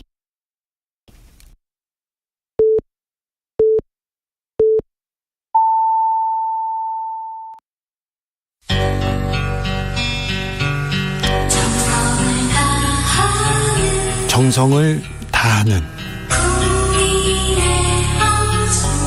국민의 방송 KBS 주진우 라이브. 그냥 그렇다고요. 이 시각 라디오 정보센터 뉴스입니다. 이준석 전 국민의힘 대표가 당의 비상대책위원회 전환을 막아달라며 제기한 효력정지 가처분 신청을 법원이 받아들였습니다. 법원은 본안 판결 확정 때까지 주호영 비대위원장이 직무를 집행해서는 안 된다고 결정했습니다. 이준석 국민의힘 전 대표 측 소송 대리인단은 법원의 결정에 대해 사법부가 정당 민주주의를 위반한 헌법 파괴 행위에 대해 내린 역사적인 판결이라고 평가했습니다. 국민의힘은 곧바로 이의 신청을 제기했고 주말인 내일 긴급 의원총회를 소집했습니다. 뇌물 등 부정부패 혐의로 기소된 당직자의 직무정지에 대해 정치탄압 여부의 판단 주체를 기존 당 윤리심판원에서 당무위원회로 변경하는 내용의 더불어민주당 당원 개정안이 최종 의결됐습니다. 윤석열 대통령이 검사 시절 조남욱 전 삼부토건 회장으로부터 뇌물을 받았다는 고발 사건에 대해 경찰이 혐의가 없다고 보고 불송치 결정을 내렸습니다. 김진우 고위공직자 범죄수사처장은 김건희 여사에 대한 수사는 절차에 따라 진행되고 있다고 밝혔습니다. 지금까지 라디오 정보센터 조진주였습니다.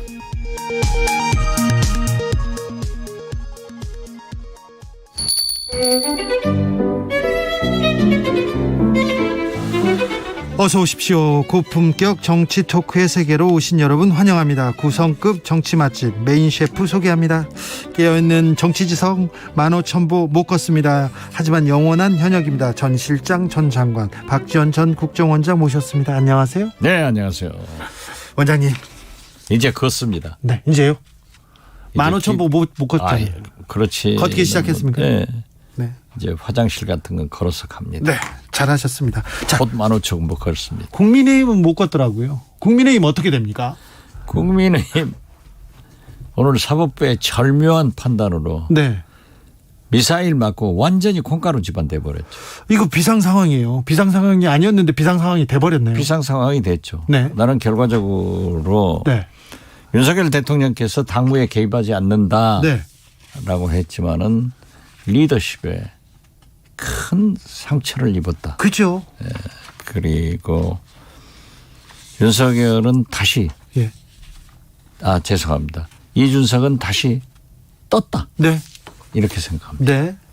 이준석이 뜨고 윤석열 대통령의 정치력엔 타격을 입었는데, 근데 국민의힘 계속해서 이준석 리스크, 이준석과 싸우면서, 전 대표와 싸우면서 계속 이렇게 갈 겁니까? 앞으로 계속 이렇게 됩니까? 어떻게 해결해야 될 거 아닙니까? 그 해결의 방법은 제가 볼 때 네. 억울하더라도 네. 윤핵관, 네. 권성동 원내대표가 물러가줘야만이 네.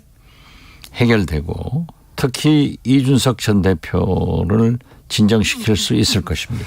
권성동 원내대표가 물러나면 국민의힘에서 어떻게 해결의 기미를 찾을 수 있을까요? 그러니까 맨 먼저 이 비상사태가 아닌 때 네. 홍준표 대구시장이 역시 정치력이 있어요. 네. 이분이 간단하다. 원내대표가 물러가고 새로 선출해가지고 그분이 비대위원장을 맡으면 다 되는 거지. 네. 왜 이렇게 복잡하게 하느냐. 네. 저도 그 방법이 제일 좋다. 네. 라고 말씀하셨어요. 했는데 무리수를 쓰다가 결국 사법부로부터 네. 미사일 맞았죠. 폭탄 맞아버린 거죠. 네. 그러면 근데 권성동 원내대표가 물러난다고 이준석 전 대표가 가만히 있을까요? 지금껏 쉬지 않는 분인데. 그렇지는 않을 겁니다. 이준석 대표가 굉장히 지혜로운 분인데 요즘 나이 37. 네. 우리가 볼 때는 뭐 버르장머리가 없다 이런 얘기를 해요. 그렇지만은 그 젊은 세대는 뚜렷한 개성을 가지고 있고 네. 자기들의 진퇴에 대해서 잘 알고 있습니다. 그래요? 지금 기왕 얘기 나왔으니까. 네. 37의 핀란드 총리. 예, 신나마린 네. 총리. 네. 어떻게 보세요? 나도 사람이다. 네. 즐거움이 그립다. 네, 재미가 그립다. 총리에게도 밤이 필요하다. 네. 얼마나 멋있어요. 멋있습니까? 예. 그러면 저는 거기에 한 점. 지금 우크라이나 전쟁 상황이고 위기 상황인데 그래도 파티를 즐길 수 있다 이렇게 보십니까? 저는 그렇게 봅니다. 그러시는군요. 그렇기 때문에 총리의 품격 때문에 네. 핀란드에서 상당한 비난도 받지만은 네. 전 세계 여성들은 우리나라 제가 만나본 여성들도 핀란드 총리 멋쟁이다. 네. 이런 평가를 하더라고요. 아니, 핀란드 총리 그리고 예. 김정은 네. 37입니다. 다 37입니까? 이준석 37입니다. 네. 이 사람들이 쉬운 청년들이 아니에요. 네, 네. 알겠습니다. 3050님 역시 정치는 재미가 있어요 얘기합니다. 정영원님 국민의힘은 이제야 비로소 비상 상황이니 비대위를 만들면 됩니다 이렇게 얘기하는데 아무튼 원내대표 권성동 원내대표가 직무대행체제로 가지 않고 물러서면 어느 정도 해결책이 나올 거다. 지금 현재는 사법부의 결정 때문에 네. 권성동 원내대표가 직무대행이 되는 거죠. 그렇죠. 그러나 사퇴를 하겠다 네. 하고 후임 원내대표를 선출하고 네. 그 원내대표에게 직무대행도 넘기면서 물러가면 다 정리되는 거예요. 그렇습니다. 이준석 지금 조영 비대위원장 네. 오늘 말씀하시는 거 보니까는 사법부에 이의 신청하겠다? 방법 안 되죠. 안 되죠. 네. 사법부란 게 자기들이 한번 결정한 문제를 다른 재판부에서 이의 잘 안 받아줍니다. 그리고 그때까지 혼란. 이게 정치를 네. 법치로 가지고 가려면 안 되는 거예요. 지금 정치를 법원으로 가지고 왔다가 지금 실패했잖아요. 그렇죠. 네, 정치를 미사일 맞고 콩가루지만 된 거죠. 알겠습니다. 자, 이렇게 하면 국민의힘 그 네 분도 좀 정리될 거라고 조언을 해주셨습니다. 네. 자, 근데 그리고요. 네. 지금 보면은 MBS 여론조사를 보면은 네. 윤석열 대통령이 윤핵관과 함께 가야 된다가 네. 73%예요. 함께 가지 말아야 된다. 네. 거리를 두라 하는 네. 것이 73%고요. 네. 함께 가야 하는 데가 14%예요. 예. 국민의 뜻도 거기에 있잖아요. 예. 도대체 윤석열 대통령께서는 왜 그렇게 좀 결단을 빨리빨리 내려야 되지. 그건 말해. 어제도 보세요. 사상 초유로 연찬에 대통령께서 당, 정, 네. 대 다 모여가지고. 다 모여서 이제 참 거기서 의미 있는 말씀을 하셨더라고요. 네. 국제 정세나 과거 정권의 핑계를 댄다고 해서 우리 국민들이 이제 먹히지 않는다. 네. 그러니까 민생, 국민을 위해서 전심하자. 이렇게 좋은 말씀을 하면서 그 좋아하는 술 한잔 하지 않고 대통령도 네. 오미자로 대신했는데 권성동 의원 보세요. 네. 끝나고 나서 뒤풀이 해가지고 술 마시고 했다고 지금 말이 많지 않습니까? 그러게요. 굳이 또 술까지 마셔야 돼. 술이 그렇게 맛있나요? 맛있죠. 맛있어요? 네. 저는 지금은 안 먹습니다만은 과거에 많이 먹어봤어요. 네. 그런데 어떻게 됐든 지금 다 우리도 의원 연찬에 가면 해요. 네. 그렇지만 지금 그렇게 뭐 수혜다 뭐 비상시국이다 해가지고 하는데 네. 저는 권성동 원내대표가 저하고 같이 법사위원 오래 했는데 참 유능해요. 네. 법사위원 정도 잘하셨어요. 특히 그분이 박근혜 탄핵 때 네. 검사 역할을 잘했죠. 굉장히 훌륭하게 해가지고 헌재에서 네. 박근혜 탄핵을 받아냈다고요. 네네. 거기까지 잘했는데 이게 지금 윤핵관 가서 정권을 잡으니까 겸손하지 못하고 그렇게 네. 입만 버리면 여당 원내대표가 협상 파트너인 민주당을 향해서 그렇게 강공을 하는 것을 보면은 네. 나는 그때도 좀 저건 너무한다. 네. 제가 원내대표를 3번 해봤지 않습니까? 제 파트너가 김무성 원내대표였는데 네. 그 김무성 대표가 여당이었어요. 예. 제가 잘한 게 아니에요. 그분이 늘 저한테 져주는 거예요. 항상 얘기하고. 그렇죠. 네, 항상 토론하고. 네. 1719. 네. 참 제가 권성동 원내대표에게 이렇게 얘기하는 것은 미안하지만은 네. 그래도 국가를 위해서 자기들이 당선시킨 윤석열 대통령의 성공을 위해서 억울해도 네. 물러가라. 예. 1719님 과연 권성동 대표 사퇴할까요? 절대 안 할 것 같은데요. 결국은요. 민심이 정해주는 겁니다. 예. 국민이 윤석열 대통령께 함께하지 마라가 73%고 네. 함께해라가 14%면 윤석열 대통령이 무엇을 택하겠습니까? 네. 그리고 이 난국을 해결하는데 또 이준석 전 대표의 입을 좀 봉하려면은 좀 들어줘야 될 거 아니에요. 알겠습니다.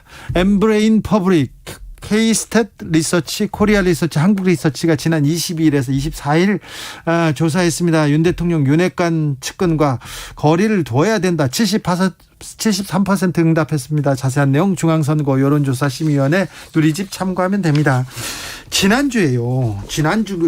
이번 주에 계속 좀 불거졌는데 김혜경 씨 관련해서 김혜경 여사 관련해서 특검법 제출했습니다. 그리고 뭐 국정조사하자 이런 김건희 여사를 향해서 김건희 여사 향해서 특검법 발의했습니다. 민주당에서. 네. 이 부분은 어떻게 될까요?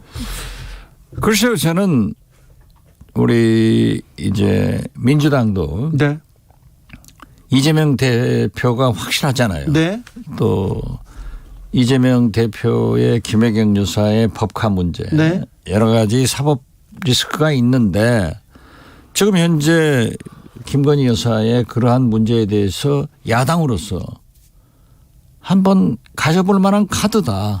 카드로? 네. 저는 그렇게 생각했는데 네. 우상호 비대위원장이 어제 기자회견을 하면서 그건 아니다. 라고 했습니다. 네. 그래서 제가 지금 뭐 이래라 저래라 할 처지는 아니지만은 정치적 카드로는 괜찮았는데 저는 한번 써볼 만하다. 예. 국정조사도 한번 써볼 만하다. 네. 그런 생각 같습니다. 김건희 여사 팬카페에서 대통령 동선 유출됐습니다. 그런데 오늘 대구 시장에 가시긴 가셨더라고요, 대통령이. 예. 그런데 이 김건희 여사 문제 대통령실에서 김건희 여사 잘 보필하고 있는 것 같지는 않습니다. 잘 못하고 있죠. 팬카페는 국민이면 다 없애라고 그랬어요. 저도 누차 그 얘기를 했는데 아직도 안 없애고 있는 것은 진짜 김건희 여사가 대통령 준비하는가 이런 생각도 갖게 해요. 그래요? 네. 그런데 사실 서문시장, 대구 서문시장은 보수 대통령 후보나 대통령들이 가서 길을 바꿔 오는 거예요. 네. 한번. 네. 그런데 더 한심한 것은 대통령실에서 건희 카페 그 유출 문제들을 얘기를 하면서 네. 대구에서 아름아름으로 다 알려졌다. 예. 거기에다 김재원 전 최고위원은 아니 내 카톡방에 네. 8월 10일부터 돌아다니더라. 네.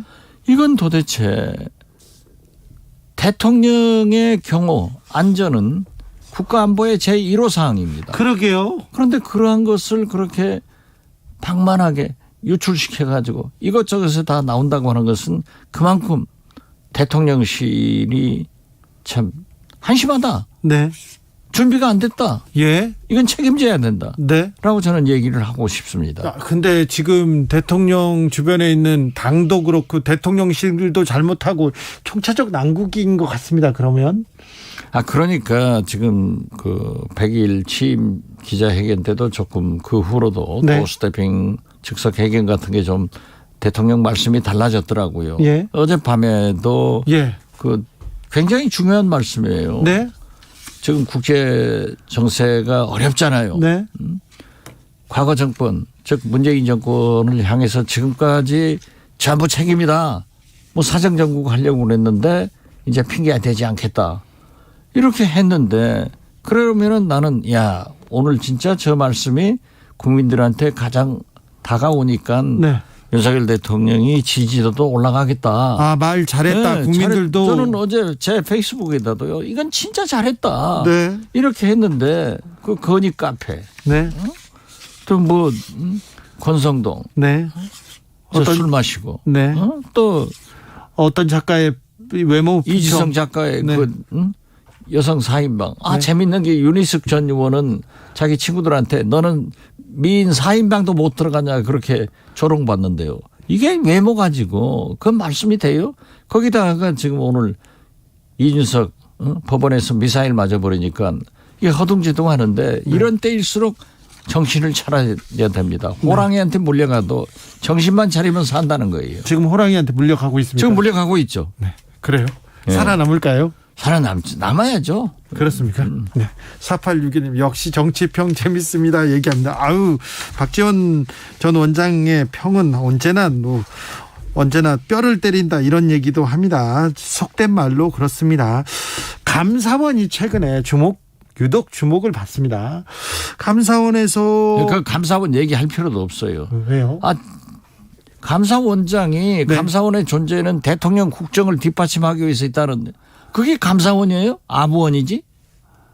대통령 아부는 그 감사원이 감사원이냐? 그렇죠. 국민의 편에서 국민의 편에서 정부 기관 공무원들 감사하는 게 그게 감사원의 사정기관의 최고봉 아니냐고요. 그러니까 검찰도 감사하고 네. 국세청도 경찰도 국정원도 다 감사하는 감사원장이 감사원만 바로 서면은 대한민국 바로 서는 거예요. 네. 그런데 그게 대통령 국정 성공시키기가 돕는데 이런 얘기를 하면 안 되죠. 그래가지고 지금 현재 정치 감사하고 있지 않습니까? 전현희 권익위원장, 네. 방송위원회 이건 납득이 가지 않는 일을 하고 있잖아요. 알겠습니다. 아부원입니까? 아부원이죠. 알겠습니다. 민주당은 오늘 당원 개정안 이렇게 또 통과시켰습니다. 왜 굳이 지금 당원을 바꿔야 됩니까? 저도 그건 좀 무리수다. 그건 좀 안 하더라도 방법이 있고 또 지금 윤석열 정부에 윤석열 대통령한테 절차를 잘 지켜라 뭘 잘해라 이렇게 요구를 하면서 어떤 의미에서 보면은요. 여당보다도 대통령실보다도 야당인 민주당의 도덕성은 훨씬 높아야 됩니다. 네.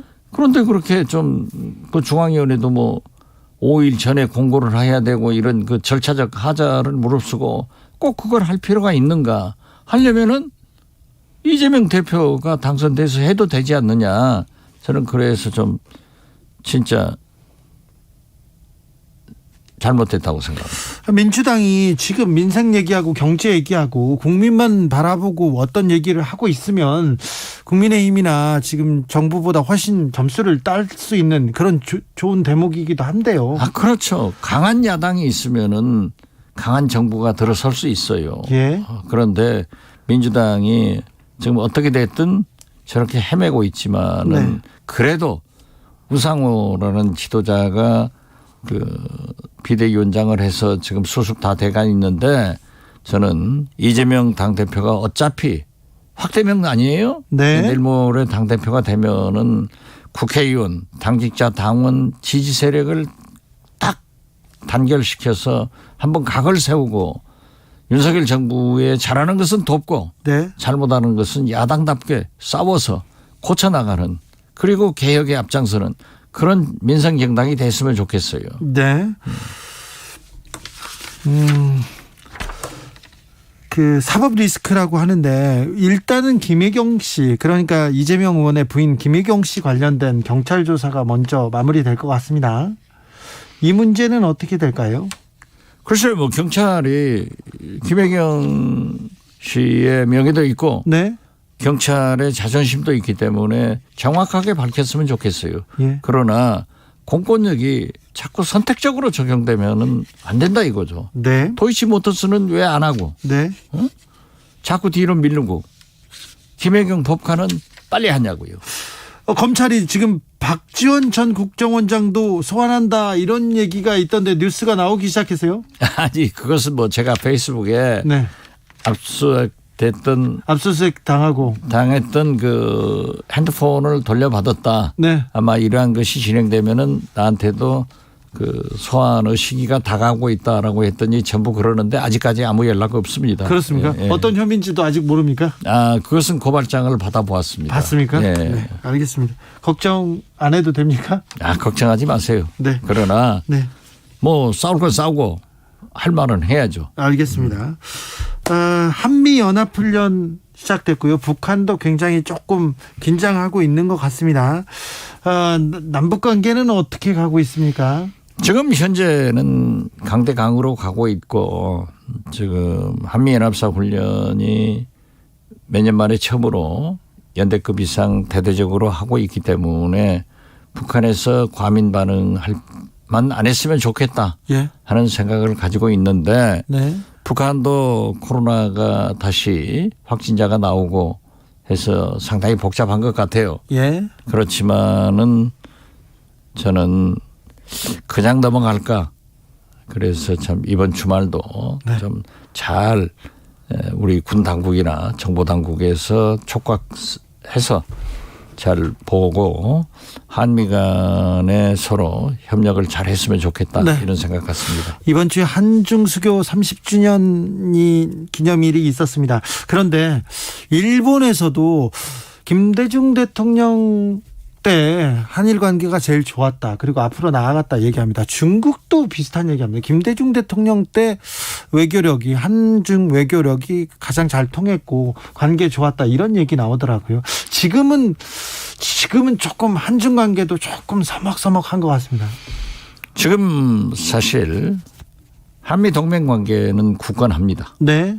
그리고 한중 관계는 이 군사적 면에서도 굉장히 중요해요. 예. 안보 면에서도. 네. 왜냐하면은 북한 핵 문제나 북한에 가장 영향력이 있는 것은 그래도 헬맹인 중국이거든요. 네. 그러한 면에서도 중요하지만은 우리가 한중 경제 협력이 무엇보다도 중요한데 지금 G4 여기에 우리가 가입하지 않을 수 없고 그런다고 하면은 어떻게 풀어가야 될 것인가.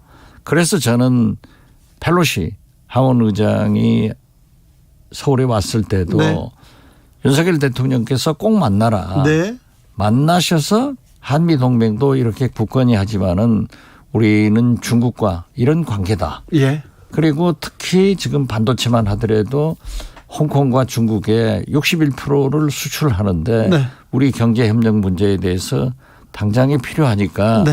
공급망이나 여러 가지를 좀 설명을 해서 미국에도 길을 틀 수 있는 그런 역할을 했으면 좋겠다 했는데 네. 또 만나지는 않았어요. 예. 만나지는 않고 제 정치 구단증만 내놓으라고 지금 난리인데 아무튼 저는 한중 30주년이 됐는데 그래도 박진 외교부 장관이 왕이 이 중국 외교부장을 만나서 할 말 하고 들을 말 듣더라고요.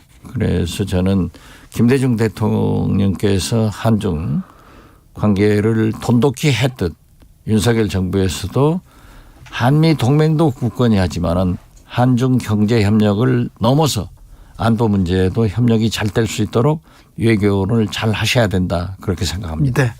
다시 국내 정치로 넘어와서 국민의힘이 이 위기를 극복하려면 권성동 원내대표가 뒤로 물러나야 된다. 그러면 이준석 대표도 물러날 수밖에 없다.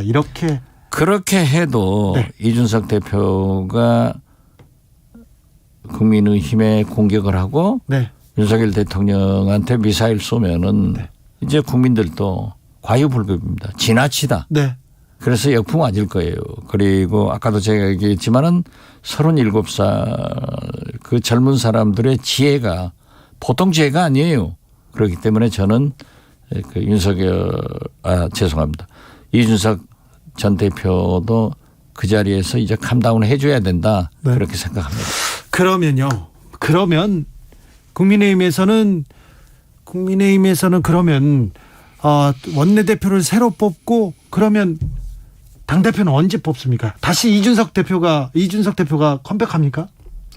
저는 그러리라고는 보지 않습니다. 저는 상당히 유승민 전 의원을 잘 봐야 될 것 같습니다. 예. 지금 국민들은 아직 국민의힘 당심은 유승민, 이준석이 조금 떨어져요. 네. 그렇지만 민심은 압도적으로 네. 차기 당대표로 유승민, 이준석 네. 두 분이 합치면은 거의 과반수에 육박하는데 네. 그 유승민 당대표를 내세우는데 이준석 전 대표도 앞장서지 않을까 그렇게 봅니다. 네, 그럴까요? 저는 그렇게 봅니다. 네. 알겠습니다. 여기까지 들을까요? 그러세요. 네. 주말 잘 보내시고요. 예. 네. 건강 잘 챙기십시오. 예, 감사합니다. 정치 맛집 여기서 닫겠습니다. 박지원 전 국정원장과 함께했습니다. 감사합니다. 저 교통정보센터가 다녀오겠습니다. 임초희 씨. 네, 이 시각 교통정보입니다. 평소 금요일보다도 정체가 극심합니다. 경부고속도로 부산 방향은 먼저 수도권에선 한남대교에서 서초, 서울 요금소부터 수원, 그리고 동탄 부근에서 오산 쪽으로 어렵고요. 충청권에서의 정체가 깁니다. 북천안에서 천안휴게소 쪽으로 24km 구간이나 긴 구간 정체고요. 옥산 부근과 회덕분기점, 그리고 대전터널에서도 어렵습니다. 경인고속도로 서울 방향은 서운분기점 순환선 진출 로에서 사고가 발생했는데요. 본선은 서인천 이전부터 정체가 심합니다. 사고 구간 지나서는 부천부터 신월까지도 밀리고요. 이어지는 국회대로 서강대교 쪽은 홍익병원 교차로부터 영등포 구청 앞까지 정체가 심합니다. 분당 수서로 성남 쪽 수서나들목 3차로에는 고장난 차가 있어서 주의가 필요한데요. 청담대교 북단 이전부터 정체 심하고요. 내부순환도로 성수 쪽은 기름램프 부근 1차로에서 긴 시간 사고 처리 중인데요. 성산대교 북단부터 정체 극심하고요. 1시간 넘게 걸리고 있습니다. KBS 교통정보센터에서 임초희였습니다. 정치 피로, 사건 사고로 인한 피로, 고달픈 일상에서 오는 피로. 오늘 시사하셨습니까? 경험해보세요. 들은 날과 안 들은 날의 차이. 여러분의 피로를 날려줄 저녁 한 끼 시사. 추진우 라이브.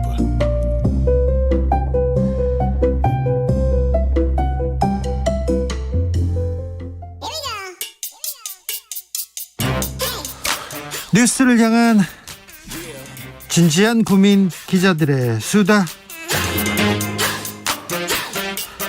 라이브 기자실을 찾은 오늘의 기자는 한결의 오연서 기자입니다. 안녕하세요. 안녕하세요. 네. 바쁘시죠? 오늘 좀 많이 바빴습니다. 네. 자, 이준석 전 대표 가처분 신청이 받아들여졌어요. 네. 국민의힘 분위기 어떻습니까? 진짜 패닉에 빠졌고요. 오늘이 사실 연찬회 당에서 어제 가장 큰 행사였던 연찬회 마지막 날이었는데 정말 거짓말같이 연찬회가 딱 끝나고 권성동 대표의 백브리핑이 끝나자마자 그리고 의원들 버스가 딱 도착하자마자 이 가처분 신청 결과가 나왔거든요. 패닉에 빠졌겠어요. 예, 타이밍으로도 굉장히 좀 절묘했고 한동안은 공식 입장도 못 내고 좀 우왕좌왕하는 모습을 보였습니다. 네. 특히 당 대변인, 그러니까 비대위 대변인 박정화 대변인이 통화할 때 나도 지금 직무정지 상태라서 우리가 뭐 어떻게 정리해야 되는지 모르겠다. 이렇게 한 2시간 정도 상황이 이어지다가 이제 당에서 이제 매우 당혹스럽다는 공식 입장을 냈고 곧바로 이의 신청도 들어갔습니다. 그래요? 네. 이의 신청 들어갔다. 그렇다고 뭐 이게 방법이 없을 것 같은데 내일 일단 의원들이 다 모인다면서요? 네, 내일 긴급 의총을 열어서 이제 지도부 체제를 어떻게 이끌고 갈 건지에 대한 의견을 좀 모아본다고 하고요. 여기서 이제 또 책임 문제도 제기가 되지 않을까 싶습니다. 그렇죠. 법정 공방으로 간 것도 굉장히 좀 당으로서는 부담이 되는 상황인데 이게 또 길어지는 싸움이 된 거잖아요. 자, 이 결정, 그 비대위 체제로 넘어갈 때 권성동 원내대표의 생각이 가장 컸을 텐데 네. 권성동 책임론 부각됩니까? 다시 부각되고 있습니다. 내부에서도 이런 얘기 나옵니까? 네, 의원들한테도 전화해보고 뭐 당 관계자라든지 당직자들 그리고 심지어 우리가 흔히 그 윤핵관이라고 부르고 친윤계 의원이라고 부르는 의원들도 네. 이번에는 권성동 의원의 신임을 좀 물어봐야 되지 않느냐라는 얘기를 하고 있었습니다. 아, 그래요? 그러면 네. 권성동 원내대표의 거취가 내일 회의에서 가장 중요한 네. 중요한 내용이 되겠네요. 맞습니다. 아마 처음에 이제 권성동 의원의 어떤 사과나 뭐 이런 입장을 좀 요구하는 의원들의 목소리가 있을 것 같고요. 네. 또 뭐 대통령도 사실 이 사태에서 좀 책임이 없다고 말하기는 좀 어렵기 그렇죠, 때문에 있죠. 대통령한테도 어쨌든 좀 당내 좀 내분을 정리할 그런 목소리가 좀 요구가 있을 것 같고, 근데 당에서는 크게 이제 뭐라 해야 되지? 기대가 많이 없습니다. 대통령이나 뭐 특히나 이제 윤 대통령과 친한 뭐 윤핵관 의원들이 당의 정상화에는 큰 관심이 없는 것 같다. 이런 좀 회의적인 목소리도 나오고 있고, 그러다 보니까 대통령이 취임 초기이긴 하지만 이러다 탈당하는 거 아니냐, 그냥 선 긋고 나가버리는 거 아니냐, 이런 좀 우려의 목소리도 조금씩 나오고 있습니다. 탈당이요. 지금 100일 다 지났는데요. 네, 좀 현실 가능성은 적어 보이긴 하지만 네. 대통령이 좀 당의 일에 크게 좀 관심이 없는 것 같다. 뭐 이런 좀 아쉬운 목소리가 함께 나오고 있습니다. 아니, 어제 연찬회 갔잖아요. 연찬회 갔을 때까지만 해도 분위기 좋아 보이던데요. 그럼요. 윤 대통령 그 국회 출입 기자들한테도 도어 스태핑을 해줬거든요. 어제요? 네, 오랜만에 의원들을 보고 기자들을 보니까 굉장히 기분이 좋아서 좀 들떠 있었었고, 연찬회 자체가 굉장히 화기애애한 분위기였습니다. 코로나 때문에 오프라인으로 이제 연찬회를 3년 동안 진행을 못하고 2019년 이후에 처음으로 이렇게 모든 의원들이 다 같이 이제 연수원에서 모이는 자리였었거든요. 윤 대통령은 무슨 얘기했어요? 윤 대통령은 이제 뭐 많이 공개되는 내용 중에 하나는 이제 전 정권 탓을 하지 말고 우리의 이제 국정 비전이나 메시지 같은 걸 전달할 수 있는 그런 뭐 입법 노력을 좀 해줬으면 좋겠다. 그리고 당정이 좀 미리 정책에 대해서 많이 상의를 좀 했으면 좋겠다. 이런 얘기를 많이 강조했습니다. 기자들한테는 무슨 얘기했습니까? 기자들한테 왔었을 때는 뭐 오랜만에 보네요, 뭐 이런 얘기하면서 한 명 한 명 악수를 해줬습니다. 악수? 네. 악수했어요? 네, 저도 악수했어요. 네. 손이 곱죠. 생각보다 손이 곱습니다. 그러니까 피부가 그 하얀 편이어가지고. 네. 예. 네, 손이 좀 퉁퉁합니다.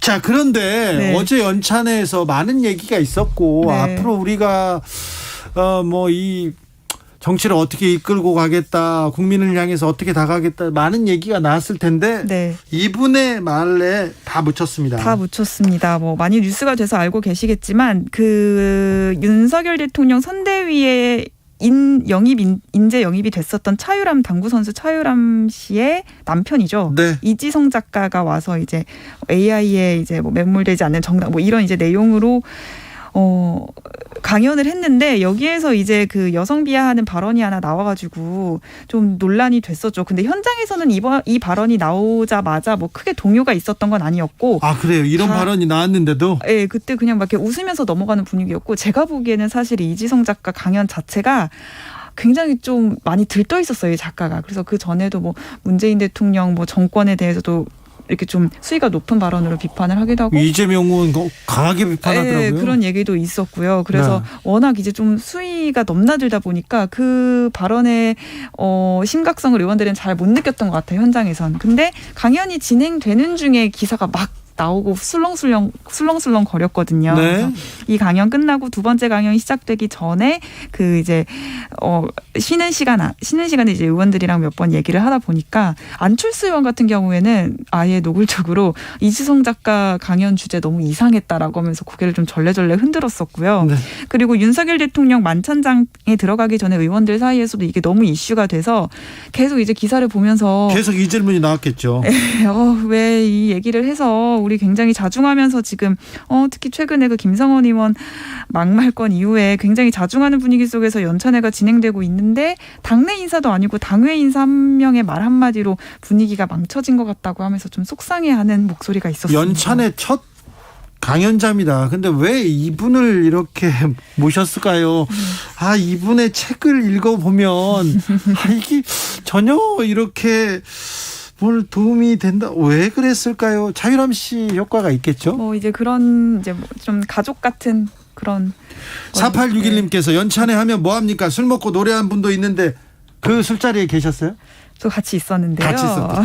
자, 이실 찍고 해봐. 그때 어떤 일이 있었어요? 자, 그 연찬회 끝나고 기자들은 바깥에서 밥을 먹고 있었어.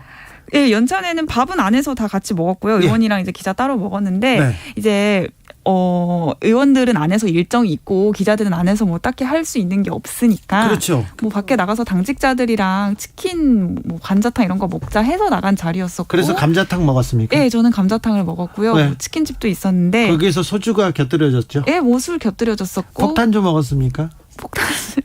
소주도 먹고 맥주도 마시고 했습니다. 폭탄주도 먹고. 네, 폭탄주도 마시고. 자, 기자님은 몇 잔 먹었어요? 세어보진 않았습니다. 그럼 몇 잔 먹었구나? 여러 잔 마셨습니다. 세구나. 왜냐면 기자들이랑도 오랜만에 이렇게 마시니까. 그래, 기자들끼리 모여서 당직자랑 술을 먹기 시작했어요. 그때 이제 권성동 원내대표가 왔어요. 네, 당 지도부 그러니까 의원들이랑 저희가 보고 싶다고 이제 얘기를 해서 의원들이 와서 이제 인사를 하다가. 네, 멀리서 왔는데 고생 많았다. 오늘. 그러면서 한 잔 말아줬습니까? 네, 말아주기도 하고. 자, 그래서 왔다 갔다 했어요? 왔다 갔다요? 네, 이게 이제 또 술잔도 돌리잖아요. 아니요, 술잔을 돌리는 건 아니고요. 테이블마다 의원 자리가 정해져 있었습니다. 의원들이 여러 명 왔어요? 아니면 권성동 대표, 주호영 비대위원장 그리고 뭐 대변인들 몇 명 와서 얘기하다가 몇 잔을 마셨죠, 일단 몇 잔을? 근데 사실 의원들은 많이 안 마셨고요. 기자들이 좀 많이 마셨습니다. 자, 그런데 권성동 대표는 얼마나 마셨어요, 그때? 권성동 대표가 제 테이블이 아니었어가지고 저는 못 봤었는데. 근데 노래는 왜 합니까? 노래는 그러니까 너무 이제 취한 기자들이 짓궂게 이제 장난을 친 거죠. 우리 뭐 노래 한 곡 합시다 이렇게 하면서. 왜 술 먹고 노래 부르는지 저 이해가 안 돼요. 술 마시면 기분 좋고 하니까 뭐 그럴 수 있잖아요. 왜 다른 사람들 듣고 싶지 않은데 막 노래 부르는 사람들이 있으면 근데 기자들이 노래를 권했구나. 네, 너무 기분 좋고 오늘 연찬회도 잘 마무리가 됐으니까 뭐 노래 한 곡 할까요? 하면서 뭐 기자들도 굉장히 들떠 있어서 박수도 치고 그런 분위기. 아니 이지성 작가 그런 발언 나오고 이런 말 수혜에 그다음에 을지훈련인데 분위기가 좋다고 이게 잘 됐다고요? 연찬회 자체는 어쨌든 침울한 분위기에서 진행됐던 건 아니다 보니까 뭐 이런 행사의 마무리를 뭐 좀 기분 좋게 해보자라는 취지로 했던 건데 저도 이렇게 적절한 분위기는 아니었다. 적절한 기자들의 그런 태도는 아니었다라고 생각이 듭니다. 일단 왜 기자들은 폭탄주를 먹는지 전 그것도 이해가 안 되더라고요. 많이 드시지 않으세요? 저는 안 갔어요. 기자들 모여있는 자리는 싫어해요. 안 갔어요. 네. 저도 기자 전염병실에 끌려가가지고요. 폭탄주 먹고 쓰러지고 막 그런 경우는 있었습니다. 물박오리님, 기자들의 수다에서 이야기 듣는 거 좋아요. 오연서 기자님, 어제 취재 잘하셨습니다. 민주당은 어떻게 돼가고 있다고요? 네, 오는 28일에 이제 드디어 전국 대의원대회를 열어서 차기 지도부를 선출합니다. 이재명 의원이 현재까지 권리당원 누적 득표율 78.35%. 알았어요. 그 정도면 뭐 당선이 거의 유력합니다. 확대명 얘기도 나오고 있잖아요. 관심을 모으는 건 이제 득표율이 이번에 이제 얼마나 나올 것인가. 그 정도입니다. 확대명으로 가고 있습니다. 오연서 기자, 고생하셨어요. 네. 감사합니다. 방송 끝나고 제가 또 취재는 또 다시 하겠습니다. 기자들의 수다 한결의 오연서 기자였습니다. 감사합니다. 감사합니다. 7373님께서 주진우님 택시요금 2019년에 오르고요. 이번에 오르는 금액은 내년에 오른다고 합니다. 4년 만에 오르는 겁니다. 많이 오르는 거 아닙니다. 이렇게 얘기했습니다. 근데 물가 오르고 저 환율 오르고 근데 서민들이 걱정한다 이렇게 생각합니다. 아무튼 택시 요금이 인상됐을 때 그 인상된 요금이 택시 기사님들한테 가기를 원합니다. 택시 기사님들이 힘들어서 많이 그만둬서 지금 택시 잡기 어렵다고 하지 않습니까? 그래서 하는 얘기입니다. 그래서 제가 다시 얘기합니다. 고생하시는 택시 기사님들 얼마나 고생하시는지 제가 항상 감사하게 생각합니다.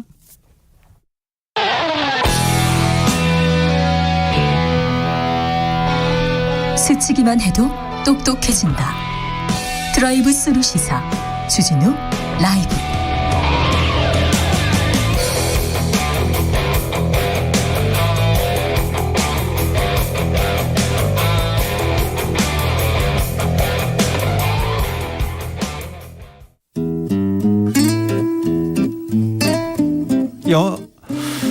현실의 불이 꺼지고 영화의 막이 오릅니다. 영화보다 더 영화 같은 현실 시작합니다. 라이너의 시사회. 영화 전문 유튜버 라이너 어서 오세요. 네, 안녕하세요. 2년 넘게 이걸 읽고 있는데 아직도 잘 못 읽어요. 저는 남 앞에서 이렇게 말을 못 해가지고 항상 고민입니다. 오늘은 어떤 이야기 해볼까요? 네, 최근 많은 뉴스 중에서 눈길을 끈 게 바로 형제복지원 진실 규명이었습니다. 수백 명이 죽었어요. 그리고 수많은 사람들이 끌려갔어요. 불황인이다 이렇게 지적하면 누가 불황인인지 어떻게 알아요? 그런데 불황인이라고 끌고 갈 수도 없지만 그 아무런 이유 없이 끌고 가서 이런 일이 있었습니다. 그런데 정부에서 박정희 그리고 전두환 정부에서 도와주고 돈 주고 이런 그 복지원을 이게 복지원이라고 불러도 안 됩니다.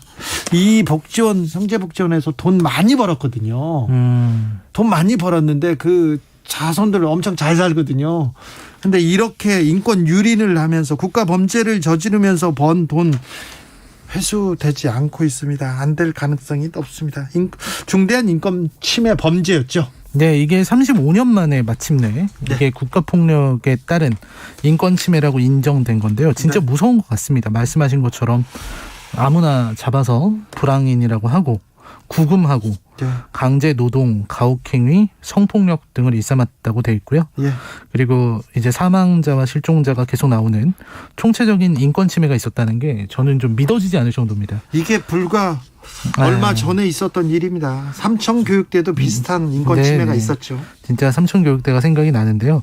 오늘은 이런 국가의 강제적인 동원, 가혹행위, 인권 유린 이런 것과 관련된 영화를 소개해 드리려고 합니다. 도가니는 지난번에 했으니까요. 이번에는 조금 더 대중적인 영화, 한국 영화 최초의 1000만 관객 영화인 실미도입니다. 실미도. 네. 소설을 영화로 만들었죠? 네, 원작은 백동호의 소설 실미도고요. 이걸 강우석 감독이 영화로 만들었는데요. 지금은 이제 강우석 감독 영화가 잘 안 나오고 또 요즘 젊은 관객들은 몰라요. 강우석이라는 사람을 잘 모르는데요. 8, 90년대 최고의 흥행 감독이었습니다. 그렇습니다. 89년에는 행복은 성적순이 아니잖아요를 시작으로 해서 투캅스. 네, 투캅스, 뭐 마누라 죽이기. 미스터 맘마 이런 것들이 있었고요. 공공의 적이라는 아주 우리나라 장르 영화에 되게 중요한 작품을 내기도 했습니다. 실미도는 우리나라 영화의 최고 흥행작 중에 하나죠. 네, 최초의 1000만 관객입니다. 최초의 1000만 관객이었습니까? 네, 1100만 정도 들었는데요. 이 실미도가 바로 2003년에 1000만 관객 시대를 연 작품입니다. 그렇군요. 자, 실제 역사에서 모티브를 했는데 좀 다른 점도 있죠. 네, 그것 때문에 좀 지적을 많이 받았어요. 일단 이 영화 실미도에 나오는 684 부대의 부대원들이 모두 범죄자, 전과자 출신으로 나오고 있는데요. 그게 참 아이러니합니다. 그러니까 흉악한 범죄자를 데려와서 부대를 만든다라는 그런 설정인데 이런 건 헐리우드에도 있지 않습니까? 네, 그렇죠. 너 여기서 감옥에서 계속 지낼래, 썩을래, 아니면 나가서 특수부 임무할래 이런 거 나오지 않습니까? 그렇습니다. 그런 거긴 한데요. 근데 이거는 이제 역사에 기반을 두고 있으니까요. 실제 실미도에서 훈련을 받았던 북파 공작원들, 684 부대원들은 범죄자가 아니었다고 합니다. 대부분 다 평범한 사람들이었고, 물론 이제 신체 능력이 좋은 일반인들을 주로 포섭했을 것 같은데요. 영화에서 묘사한 것처럼 사회에서 버림받은 사람들이 아니었다는 건 분명합니다. 네, 저도 이 실미도에 이 훈련을 받은 사람을 몇 명 만나봤는데 굉장히 순해가지고 깜짝 놀랐습니다. 그리고 자기는 운동을 잘했고 키가 작아서 뽑혔다. 북한 주민들이 키가 작기 때문에 그래서 뽑혔다고 얘기를 하더라고요. 네네. 네. 그래서 평범한 사람들이 많이 이렇게 지원하기도 했습니다. 그래서 영화가 극적인 효과를 위해서 이렇게 범죄자로 묘사했지만 굳이 그럴 필요가 있었느냐, 유가족도 있는데 이런 비판에 직면해야만 했습니다. 근데 영화이니까 영화로 봐야 될 것 같습니다. 각색이 조금 문제가 있었어요. 자, 맞습니다. 영화 속으로 가볼까요? 네, 영화 줄거리는요. 일단 121 사태라고 68년에 북한의 124 부대 소속 무장공비 31명이 청와대 앞까지 침투했다가 그렇죠. 청와대 뒤까지 왔어요. 네. 그때 이제 이거의 보복을 위해서 박정희 정부가 당시에 중앙정보부를 통해서 대한민국 공군 산하의 특수부대를 만든 겁니다. 그래서 영화에서는 이제 아까 말씀드린 대로 뭐 사형수, 무기수 이런 사람들이 기록을 말소시켜주겠다. 전과 기록을. 이건 역사의 사실입니다. 그렇게 돼서 새 삶을 보장받는 거였는데요. 네, 이게 그러니까 사형수, 무기수는 영화에서는 나온 건데 이런 부대를 만들기까지는 했어요. 그렇습니다. 그래서 1968년 4월에 창설했다. 그래서 684 부대인데요. 이 부대는 그 김신조 부대와 똑같이 31명으로 구성을 했는데 그래요? 네, 훈련 도중에 사고, 탈출, 처형 이런 게 있어서 7명이 사망하고 24명이 최후까지 살아남았다고 합니다. 그리고 이들의 목표는 단 하나죠. 북한의 주석궁으로 침투해서 김일성, 여기 영화의 표현은 김일성의 목을 따온다라는 표현을 하는데요. 김일성을 암살하는 것입니다. 그래서 이제 영화에서는 이제 지옥 훈련이 나오죠. 인간의 한계를 넘어서는 지옥 훈련을 하는데 그때 안성기 배우가 이렇게 교관이었어요. 맞습니다. 그리고 이제 허준호 배우가 또 이렇게 됐는데요. 3개월 만에 북파 가능한 인간 병기로 거듭나고요. 그리고 부대가 창설된 지 4개월 만에 드디어 실전 명령이 떨어집니다. 그래서 북에 침투하려고 영화에서는 이제 실제로 이게 바다를 통해서 침투하는 거기 때문에 바다에 이제 다 띄워놓고 침투하러 가려고 하는데 그때 상부에서 작전 취소 명령이 내려옵니다. 그리고 나서 이제 한참 동안 3년 4개월 동안 출정할 날만 기다리는 그런 긴 기다림의 시대가 시작이 되는 거죠. 근데 이제 실미도의 684 부대는 이제는 애물단지가 돼버립니다. 왜냐하면 남북 화해 분위기가 조성되기 시작했거든요. 그러다 보니까 뭐 어떻게 할 수가 없는 겁니다. 그래서 684 부대는 차라리 뭐 월남에라도 파병해 달라 이런 얘기까지 나오고요. 그리고 그 안에서 굉장히 상황이 열악해집니다. 그 전에는 684 부대 부대원들에게 전투력을 끌어내야 되기 때문에 굉장히 식단이 좋았어요. 잘 먹였어요. 네, 흰쌀밥에 백숙에 뭐 불고기, 생선 튀김 뭐 이런 것들이 나왔습니다. 근데 이제 그 작전이 실패하고 분위기가 바뀌니까 갑자기 말도 안 되는 배식이 나오는 거죠. 보리밥에 그냥 감자 조각에 양념도 안 된 김치 이런 것들이 나오면서 점점 684 부대원들이 힘들어집니다. 그리고 뒤로 가면 갈수록 군기도 떨어질 수밖에 없어요. 하염없이 기다리고 언제 출동한다는 게 없기 때문에 조금씩 조직도 무너지게 됩니다. 그리고 사태가 이제 악화되니까 마침내 상부에서는 이 684 부대의 부대원들을 제거하라는 명령을 하게 됩니다. 그래서 영화에서는 이들을 죽이려고 하죠. 그래서 그걸 위해서 이들에게 굉장히 이 부대원들에게 굉장히 우호적이었던 허준호 배우가 연기한 그 교관은 서울로 보내고 내지로 보내고 실미도 안에서 하려고 했는데요. 문제는 여기 실미도 특수부대원들은 인간 병기인데 인간 병기인 겁니다. 그래서 조금이라도 이상한 게 있으면 눈치를 바로 채기 때문에 이들이 정보를 미리 입수했어요. 그래서 오히려 담당 기관병들이 이들의 공격을 받게 됩니다. 그리고 속수무책으로 전멸하죠. 단 10분 정도 만에 실미도를 완전히 장악하고요. 그리고 엄청난 전투력을 보여주게 됩니다. 이게 뭐 어쩔 수 없는 게요. 북한에 직접 침투하기 위해서 훈련을 받은 사람들이라 정말 최고로 고도로 이렇게 정해야 된 부대지. 정말 정해야 된 부대인 거죠. 네. 그 훈련 과정에서도 나중에는 눈 감고 쏘는데 맞추는 그런 수준이에요. 아, 그래요? 네, 그런 3개월 만에 그렇게 인간 병기가 될 수 있습니까? 3개월 만에 이제 훈련은 다 받았지만 그 후로 3년 4개월을 계속 훈련만 했습니다. 그러니까 얼마나 잘했겠어요. 그렇습니다. 네, 제일 능력자들인데. 그렇죠. 자, 능력자들이 실미도를 다 장악했습니다. 네, 장악합니다. 그래서 얼추 100m 이상 떨어져 보이는 초병도 그냥 한 방에 머리를 맞추고요. 네. 전부 다 기관병들 제압했습니다. 네. 그리고서 이 특수부대원들 그 유명한 장면도 거기서 나옵니다. 이제 나를 쏘고 가라 하는 안성기 배우의 그렇죠. 그 모습이라든지 비겁한 변명입니다라는 대사도 바로 거기서 나오는데요. 네. 그리고 나서 이들이 기관병들을 다 제압한 다음에 인천으로 상륙합니다. 네. 그리고 송도 외곽에서 시외버스를 탈취해서 네. 청와대까지 달리게 됩니다. 주석궁이 아니라 청와대로 향합니다. 네, 주석궁을 가야 될 특수부대원들이요. 네. 그래서 이 사건은 라디오에서는 무장공비의 공격이다 이렇게 보도되면서 이 전 군의 비상계엄이 발동되고 그리고 이 대방동에 있는 유한양행 앞에서 자신들을 포위한 대한민국 육군 보병, 경찰 기동대, 특전사 이런 병력들과 교전을 벌이게 되죠. 예.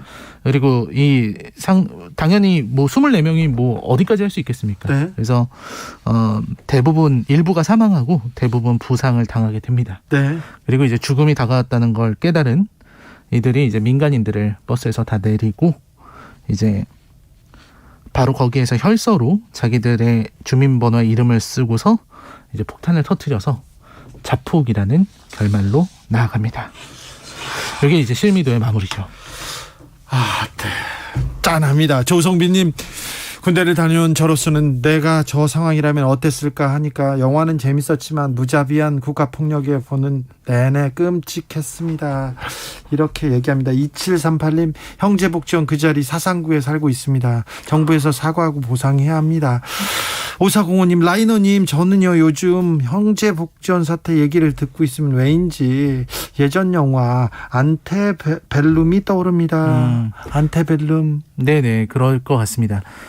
그런 영화들도 떠오르고요. 네. 그리고 또 이제 홀로코스트를 다룬 영화들이라든지 네. 이런 것들이 계속 떠오르게 되죠. 국가의 폭력이었어요. 국가 폭력. 끔찍합니다. 지금 생각만 해도 그 피해자의 가족들은 어떻게 살았을까 하는 생각에 정말 가슴이 미어집니다. 라이너가 실미도를 추천하는 이유는 뭡니까? 네, 사실 많은 분들이 알고 계신 영화고 이제 와서는 좀 논란도 됐지만 네. 국가에 의해 동원된 폭력 네. 이거를 선명하게 보여주는 작품이기 때문이죠. 국가폭력으로 인한 피해자가 너무 많아요. 그런데 실미도 생각해보면 그렇죠. 그 사람들 그렇죠.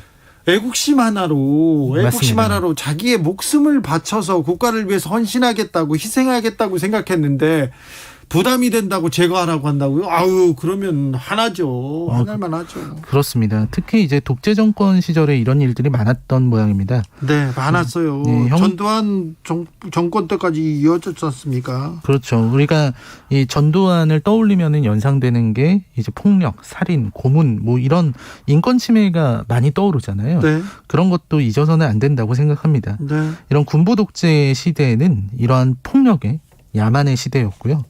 그 시대를 끝까지 견디고 싸워서 우리가 얻어낸 지금의 이 민주주의의 가치 그리고 인권의 가치를 다시 한번 실미도를 보면은 생각나게 만든다는 생각이 듭니다. 네. 그리고 또 오랜만에 저는 2000년대 초반의 추억에 잠기는 게 좋을 것 같습니다. 제가 2000년대 초반을 되게 좋아합니다. 그래요? 네. 2000년대 초반에 무슨 일이 있었어요? 개인적으로도 제가 이제 그때가 이제 제가 막 대학생이던 시절이었고 네. 그리고 그 시절에 2003년이 또 한국 영화의 르네상스라고 불리는 시대이기도 하고요. 그때 어떤 영화가 있었죠? 올드보이라든지 네. 살인의 추억이라든지 그러네요. 지구를 지켜라라든지 네. 달콤한 인생 이런 명작이라고 하는 영화들은 그때 다 나왔습니다. 그러네요. 네. 그때 이제 한국 영화가 이제 부흥으로 가는. 네, 그때가 이제 대단한 영화들이 많이 나오고요. 실미도도 바로 그때 나왔습니다. 6799님, 듣기만 해도 울분이 터집니다. 형제복지원 피해 입으신 당사자분들 피해, 분노, 잃어버린 인생은 어떻게 그런 일이 있을 수 있었는지 어찌 감히 상상이나 할까요? 그냥 있는데 잡혀갔어요. 그런데 우리 아버지 어디 갔습니까? 우리 형 어디 갔습니까? 말도 못합니다. 만약에 그때 이런 피해를 입었어요, 이렇게 호소하지 않습니까? 그러면 연좌제라는 게 있었어요. 가족들도 같이 피해를 보고 경찰서에서 이름 적어가고 막 그랬습니다. 그때만 해도 정부에 대한 비판의 목소리 조금만 나오면 국가보안법으로 막 잡아가고 그랬어요. 감옥도 갔습니다. 감옥도 갔어요. 저는 전두환 낙서했다는 이유로 경찰서에 끌려갔어요. 초등학교 때인데. 그닥 심한 얘기도 아니었어요. 대머리 얘기를 제가 했는데 죄송합니다. 그 얘기를 했다가 그렇잖아요. 아니 애들이 그럴 수도 있는 건데. 잡아가더라고요. 그런 일이 있었습니다. 국가폭력 그게 얼마 전 일인데 그 가족들은 이렇게 피해를 보고 어렵게 살고 가해자들은 떵떵거리고 잘 살고 형제복지원 그 원장과 그 주변 사람들 대단한 부를 축적해가지고 잘 살거든요. 부자로 살거든요. 이런 현실을 보면 굉장히 좀 안타깝습니다. 네, 실미도 잘 봤어요. 많은 생각을 하게 합니다. 네. 라이너 오늘도 감사했습니다. 네, 고맙습니다.